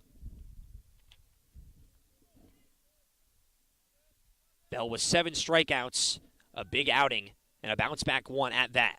The payoff pitch from Kellican. This one check swing and fouled out of play. Goretti just staying alive, getting a piece on that one. Kellican quickly back of the bump. Some movement once again in the Bombers' bullpen. We're going to get out of the 7th. The 3-2 off-speed hangs upstairs, ball 4. So after 2 pitches and 2 outs, a base runner gets on via the walk, and here comes Brett Federico. And you said it, Cam. Does Goretti swing at that first pitch, or does he take? And how does that set the pace? And Callahan had been dealing, but Goretti throws a wrench in those plans. Kellican back in the strike zone with the fastball, 0-1. Federico 0 for 1, walked back in the 5th, and was stranded at first. Kellican's 0-1, swing and a miss. Federico out in front, 0-2. The The Bombers want the quick inning here. And looking to move to 13-8 on the spring. The 0-2 pitch from the sophomore off speed, swing and a miss. 4 batters come up in the inning. 2 come down on 2 pitches, and 1 via the walk gets on Ingaretti, but Kellican shuts the door on the top half of the 7th. Bottom 7 coming up, and the Bombers cruising 10-0 lead.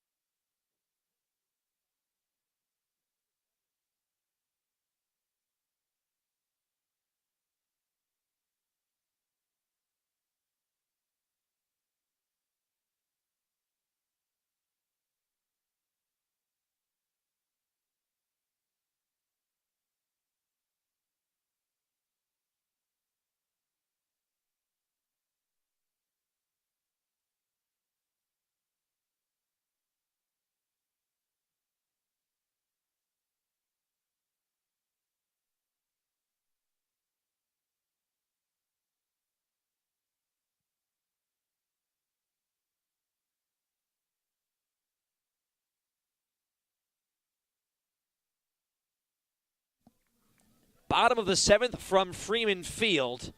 And Nick Ithaca will now hit for Mike Nada. He will be in that 1 spot. Ithaca already digs in. Watson back on the bump. The first pitch, this one just upstairs, 1-0. Ithaca, one of the sophomores, got some good playing time last season and played well in his opportunities, but fighting for playing time here with a very loaded Bomber lineup. The 1-0 out in front. Now 1-1 count. And a very loaded lineup as a whole. A lot of guys trying to fight for time. And we talked about a lot of these Bomber players could play at a lot of different schools, especially in this conference. But Ithaca just in a stacked outfield. Lines this one right center field. Clark ranging to his right side and makes the catch for the first out of the inning. So 1 away. And now another substitution for the Bombers. Colin Shashadi into the game, so he'll play left field. That will end the day for Louis Fabo, who had a home run, a single, a sac fly in the 4th, so a very strong afternoon for him. Shashadi, the junior from Long Island, playing the outfield, has some pop in his bat last season. Few opportunities, but when he did play, he played well. Had a grand slam earlier in the season of 2022. Not as much noise here in 2023. First pitch to the righty upstairs, 1-0. 16 hits for the Bombers. Bats just coming alive. Kind of at the right time, entering the heart of Liberty League play. Watson back to the plate. Shashadi swings and misses. Chase the fastball, 1-1. Alfred State will be Wednesday here at Freeman Field for the Bombers, and then a 3-game set this weekend against RIT. 1 at home on Saturday, and then they'll hit the road for the next 2. The 1-1 low in the dirt, 2 balls, 1 strike. Talking about taking advantage of opportunities, 5 for 13 is Shashani with an RBI on the season. Outfielder, a lot of speed on the bases as well. The 2-1, this one fouled, hits the bat twice, rolled into play, but it won't matter. Knotted up at 2 apiece. The sports media major as well. Part of ICTV shows, including Big Red Face-Off. Doing a lot of work in the basement of the Park School of Communications. Shashadi digs back in here, looking to get on base, start a rally for the Bombers. The 2-2 line, right field line, down for a base hit, rolls towards the corner. Shashadi rounds first base, takes a big turn. The throw from Clark not going to be in time. A head first slide and a 1-out double for Colin Shashadi.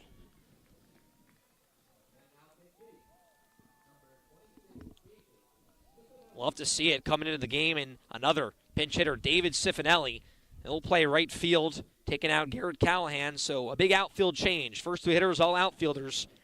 Gatsiah Shashadi and David Cifinelli now all in the game. Bombers clearly on cruise control, up 10-0 in this one. Starting to see some of those players we mentioned, some underclassmen fighting to get into this game, make some noise. Cifinelli, the lefty, digs in. First pitch upstairs, 1-0. And Shashadi with the speed as well. That was hit pretty hard down the right field line. Ranged away from Clark. Hit pretty shallow as well, so Shashadi had that space, had the room to get to second. The 1-0 to Cifinelli. This one back in the zone. It's now a 1-1 count. Cifinelli, 2 for 7 on this season with 1 RBI. Went 8 for 39 at the plate last year. In 46 career games for the Bombers, only 8 starts. The 1-1, this one poked towards the left fielder, and it's over the head of the third baseman, Colangelo. Shashadi to third base, and a single for Cifinelli. And runners at the corners for the Bombers. So the reserves in business here for Ithaca. And here comes Matt Curtis. And they'll keep Matt Curtis in the game, the freshman DH. Happily getting him some more at-bats before he's going to have a lot more tests going forward in conference play for the Bombers. You mentioned Alfred State, then RIT, another midweek for St. John Fisher, reigning Empire 8 champion. And then it's Union, Clarkson, and Hobart. A lot of away games coming up as well. First pitch to Curtis, this one low, 1-0. They'll play 2 in Schenectady, 2 in Potsdam, then 1 at home, and then 2 in Geneva and 1 at home to round out Liberty League play before the crossover series begins. 1-0 to Curtis, upstairs. And Cam, just as, I guess a little bit nerdy, but April 30th, that's a game I've got scheduled on my calendar, circled, against Hobart, their first year with the baseball program in over 30 years. The 2-0 comes in. Curtis, a big swing. Will not connect, 2-1. And they've got 25 freshmen and then 3 transfers. A very interesting made-up team, and they've played pretty well throughout their Florida trip at the beginning of the season. Probably hungry as well. You got to be. The 2-1 to Curtis, fouled back, 2-2. And what an opportunity for those freshmen going to Hobart, kind of starting that program there for that baseball team. You know, kind of that first round of recruits, the transfers as well. And Coach Brad Cook, a former Division I assistant, as well at Binghamton, going in, having a big impact on that program so far. The 2-2 from Watson inside almost clips Curtis. Now full.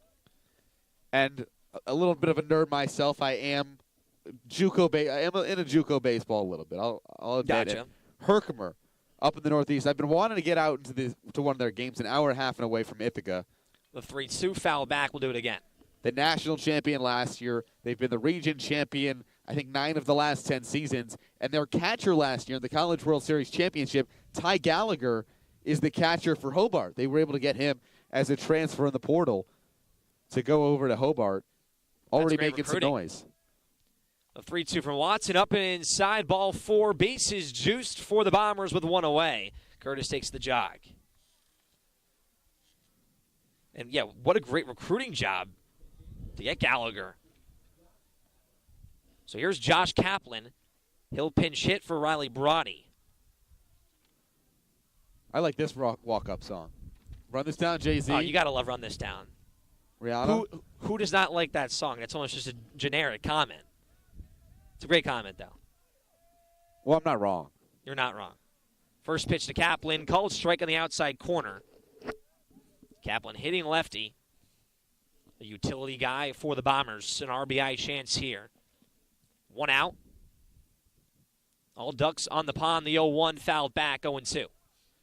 Kaplan getting 3 at-bats this season. He's 0 for 3 looking for his first collegiate hit. He did, however, get an inning on the mound in Ithaca's blowout win over Southern Maine on their Florida trip. All right inning, 3 hits, 3 runs. The 0-2 upstairs from Watson, getting himself in a big jam right here 4 pitchers. He's the 4th in game number 3 for St. Lawrence. They used 3 in game 2 and 5 in game number 1. The 1-2 to Kaplan, chases upstairs, strike 3. And that's the second out of the inning, so Watson a chance to strand a few on the base paths for the Bombers, keep this game at 10-0. But Connor Peterson has other ideas. He digs in after getting a single and scoring in the 6th. We talk about a boost for confidence needed for Connor Peterson. How about a shot here? Bases juice, 2 outs. First pitch to Peterson. This one poked first base side out of play. Right over the stands on the first base side.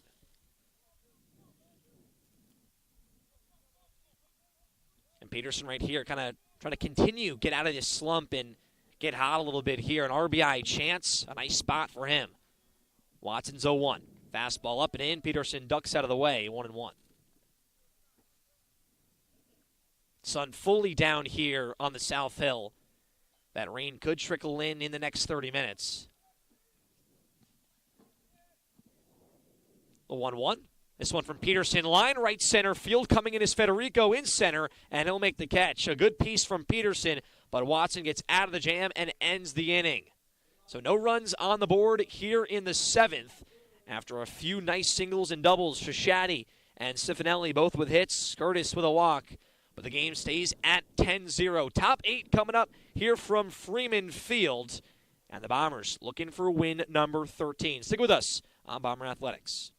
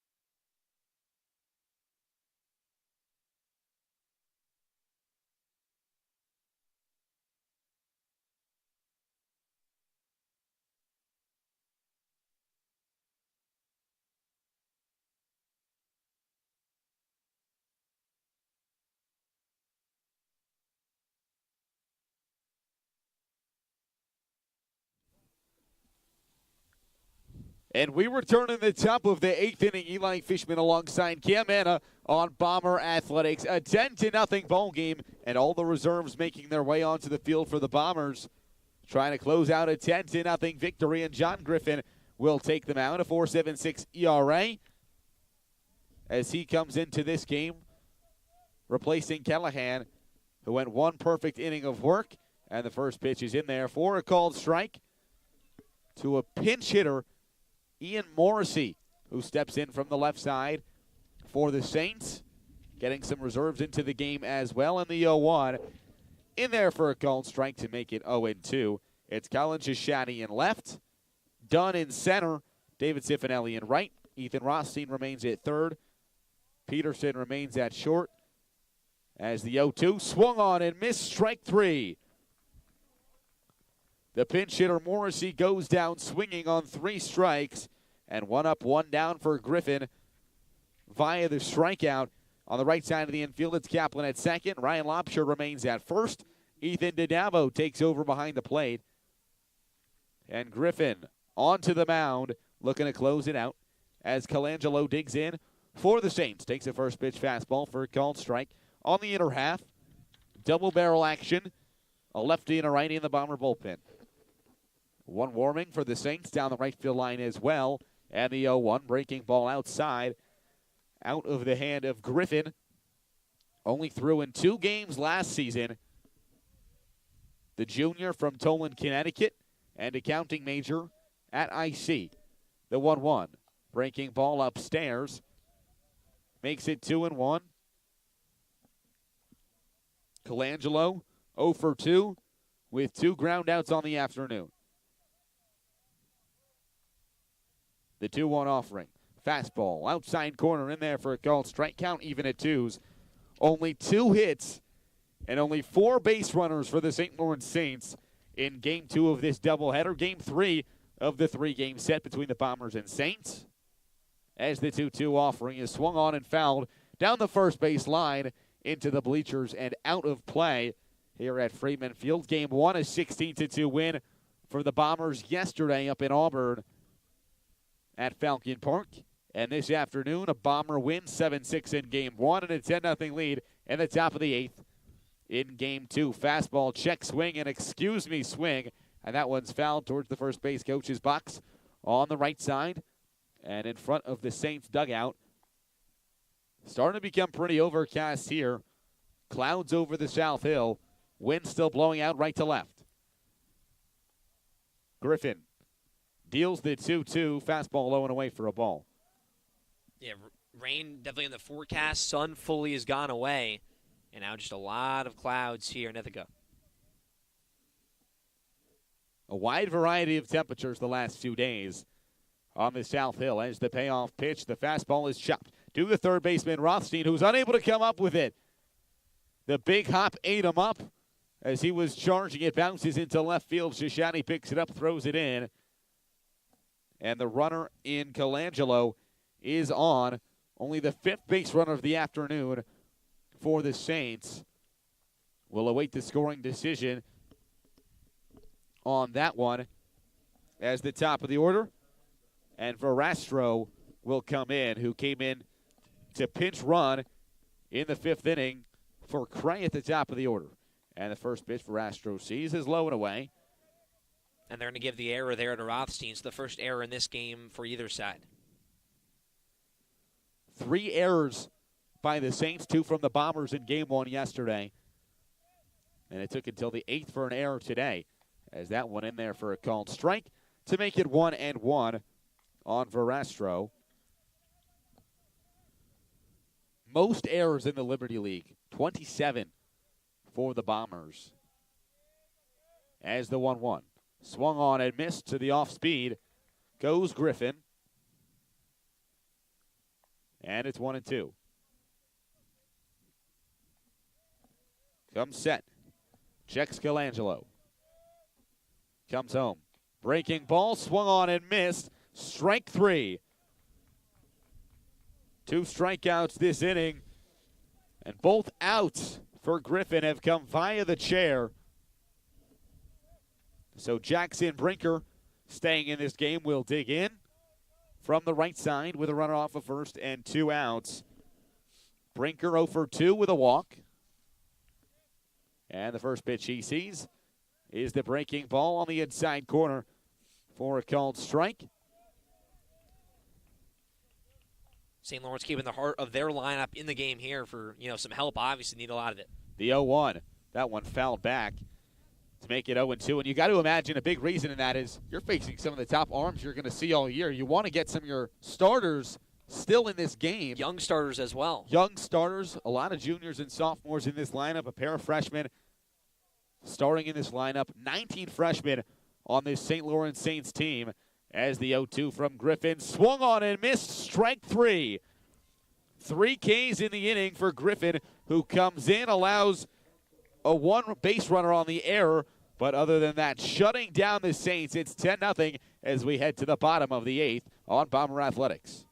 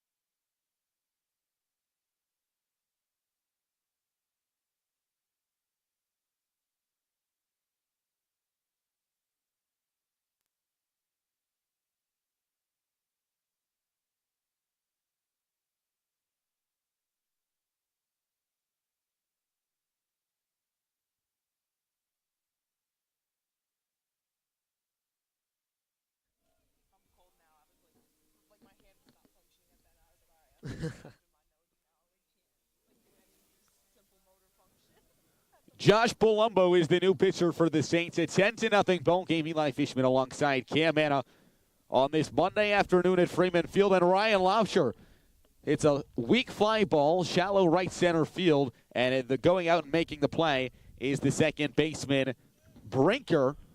So Laubscher is retired as Ethan DiDabo will come in. Came in as a defensive replacement for Gilmarod last inning. And DiDabo now steps in. 3.2 innings, no runs, 1 hit, 3 Ks. An impressive start to the season for Palumbo. The freshman from Williamstown, Massachusetts, will face the freshman DiDabo as a breaking ball outside. And there are a lot of young players on this Bombers team. Gilmarod is one of the upperclassmen, the senior and the starting catcher for the Bombers these last 3 years. And DiDabo's come in and made some noise as the freshman as he skies that one into left field. Cray takes a few steps back and makes the play in front of the warning track for the second out. A quick 2 outs for Palumbo as Ethan Rothstein remains in this game in the 9 spot. 2 RBI doubles in this game. Has reached base in 3 of his 4 at-bats. And he digs in against Palumbo. Palumbo's 2 outings coming against Old Westbury and Union as that one fouled back. Rothstein goes 0-1. And St. Lawrence playing 9 games on their trip to Florida for spring break.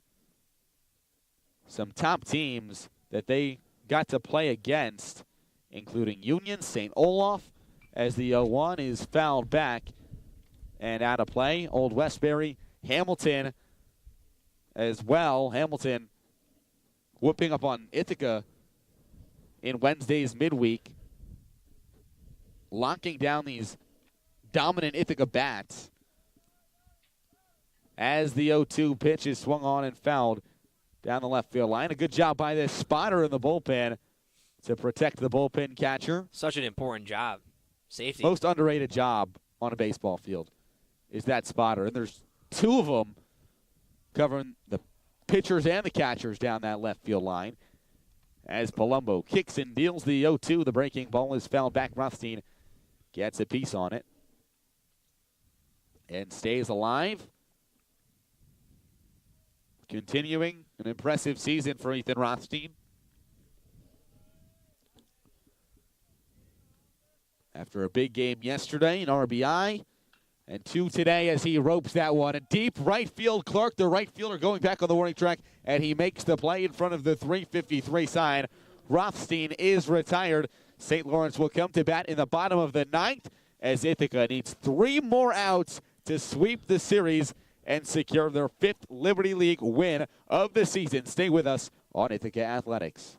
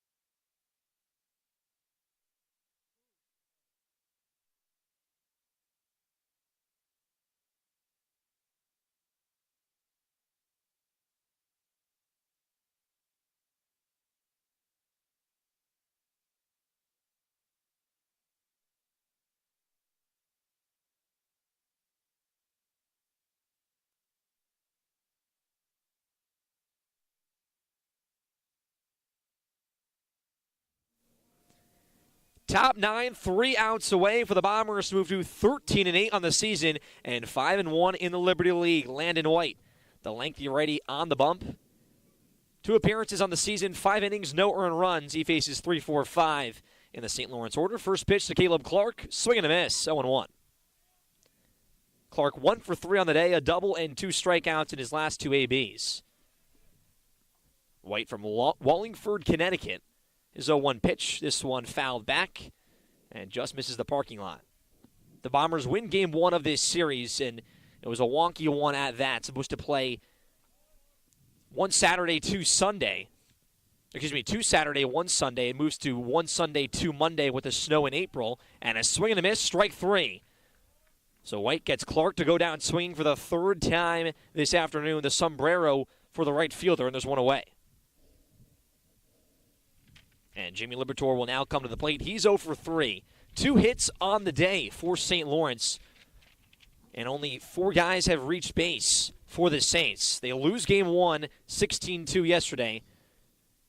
The Bombers edge out a 6-7 win today as the first pitch is fouled back from Liberatore. Landon White getting some work here. A guy, only a freshman, 5 career innings, hasn't allowed an earned run, 2 hits, 7 Ks. Going to be a big impact out of the Bomber bullpen these next 4 seasons. The 0-1 this one, low and bounces. So now 1-1 count. We mentioned the substitutions in the field, brand new outfield for the Bombers. Shashadi, Dunn, and Cifanelli from left to right. As White gets set, the high leg kick, the pitch, fastball outside corner, a called strike 1-2. Dabo behind the plate, and a lot of guys that could get experience.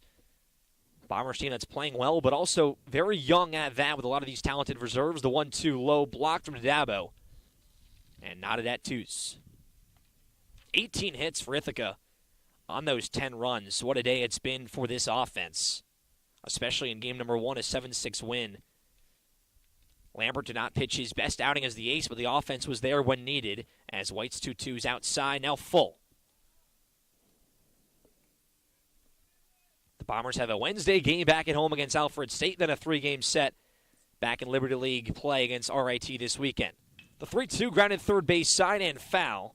Past the glove of Rothstein. Nice play in the bullpen area by one of the Bombers' players. Second time we've seen that of someone not on the field making a play. So we'll do it again here. White ready to go quickly. Liberatore digs back in. The 3-2. This one low and outside, went to the off-speed, can't hit the zone. So a 1-out walk and a base runner here for the Saints. And here comes Timothy Connor, the first baseman. Connor back in the second, doubled, stranded at second. Struck out on the 4th, grounded out in the 7th. No sun remaining here from Freeman Field. It's cold, a lot less wind, thankfully, for everyone, as this one is low 1-0. One thing about baseball in the Northeast in April, it's still the February weather as the 1-0 comes in for a strike, 1-1. 2-step lead for Liberatore off first base. Tough day for the Saints bats here in game number 3. This one grounded first base side, picked up by White. No one's at first base to pick it up. Lobsher ran in, a miscommunication. Kaplan tried to run over to help out, so an infield single there for the Saints, and Connor his second hit of the day. Now first and second, 1 away, so we'll have to wait a few more outs for this one to end. And looks like a pinch hitter here. This looks like Huck Hahn. Hahn pitched yesterday, got a pinch hit AB in game number 2, and he's back in for a pinch hitting appearance here in game 3. First pitch, off speed at the knees, called strike. I'm sure the last time someone pitched and hit in a doubleheader at Freeman Field was the legendary Buzz Shirley, graduating last year. The 0-1 line foul, laser into the stands. Watch out. Now 0-2.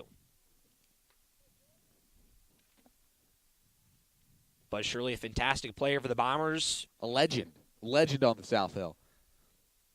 Played some independent league baseball in Texas throughout the summer, as this one inside 0-2. Big reason they got to where they were against Catholic, just a game away from the College World Series.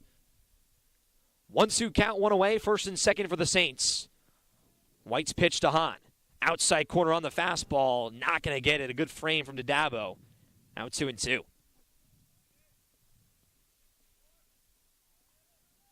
A little bit of movement in the Bombers' bullpen. They may not need it.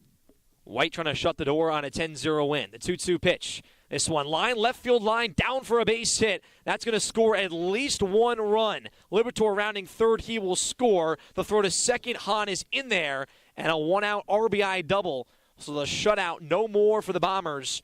The first run on the board for the Saints, it's 10-1.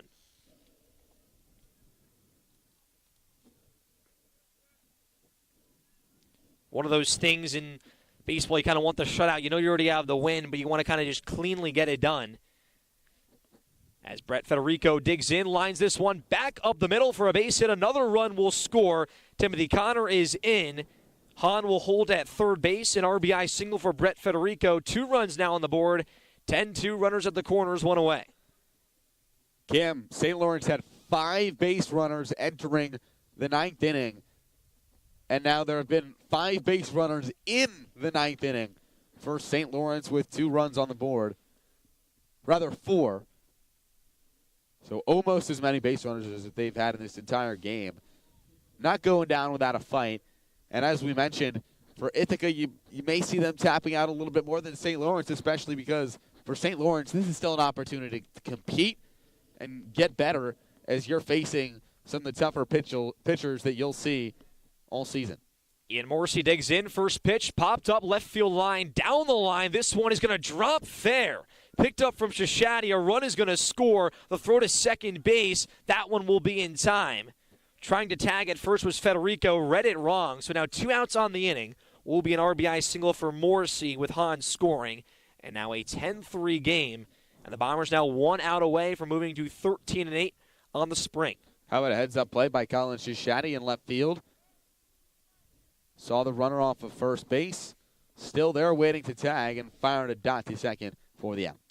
Colangelo pops this one back. This one out of play. And now 0-1 count. 2 strikes away is the Bombers. 4-1 in conference play. Won the series last week against Rochester 2-1. Looking to sweep St. Lawrence right here. White back to the stretch. The 0-1 pitch. Swing and a miss. Out in front is Colangelo. And now an 0-2 count. Bombers 1 strike away. 1 game 1, 16-2. 1 game 2 today, 7-6. Looking to win 10-3. White, the 0-2 inside. This one clips Colangelo. So we'll have to wait another batter. He jogs down to first base. First and second for St. Lawrence. Not going down without a fight. 3 runs here in the top of the 9th inning. And that's what they did in game 2. They were down 5-0. Crawled their way back 5-3. Tied the game up at 6 until a Louis Fabo go-ahead bomb. So Verastro will dig in. First pitch to him, popped up right field. The center fielder in Dunn coming in. He will make the catch, calling off Cifanelli, and that will do it from Freeman Field. The Bombers sweep the 3-game set against St. Lawrence and win Game 3 by a score of 10-3. Garrett Bell, the winning pitcher. The Bombers bats once again. 10 runs on 18 hits and 1 error, and St. Lawrence 3 runs on 6 hits. The Bombers move to 13-8 on the season, 5-1 in Liberty League play, and the Saints move to 5-7 and 0-3, playing their first series in the conference. The Bombers back at Freeman Field Wednesday against Alfred State, and then a 3-game set next weekend back in the Liberty League versus RIT. But for this one, from Freeman Field, a day that started out with a lot of sun and a lot of good weather, ends in some dark clouds and some smiles for the Bombers. A dominant 10-3 win from Freeman Field and the 13th win of the spring. We thank you for joining us on Bomber Athletics. For Eli Fishman, I'm Cam Manna. We'll hear from you soon. But for today, a Monday doubleheader. The Bombers sweep the series against St. Lawrence. 10-3 is your final. So long, everybody.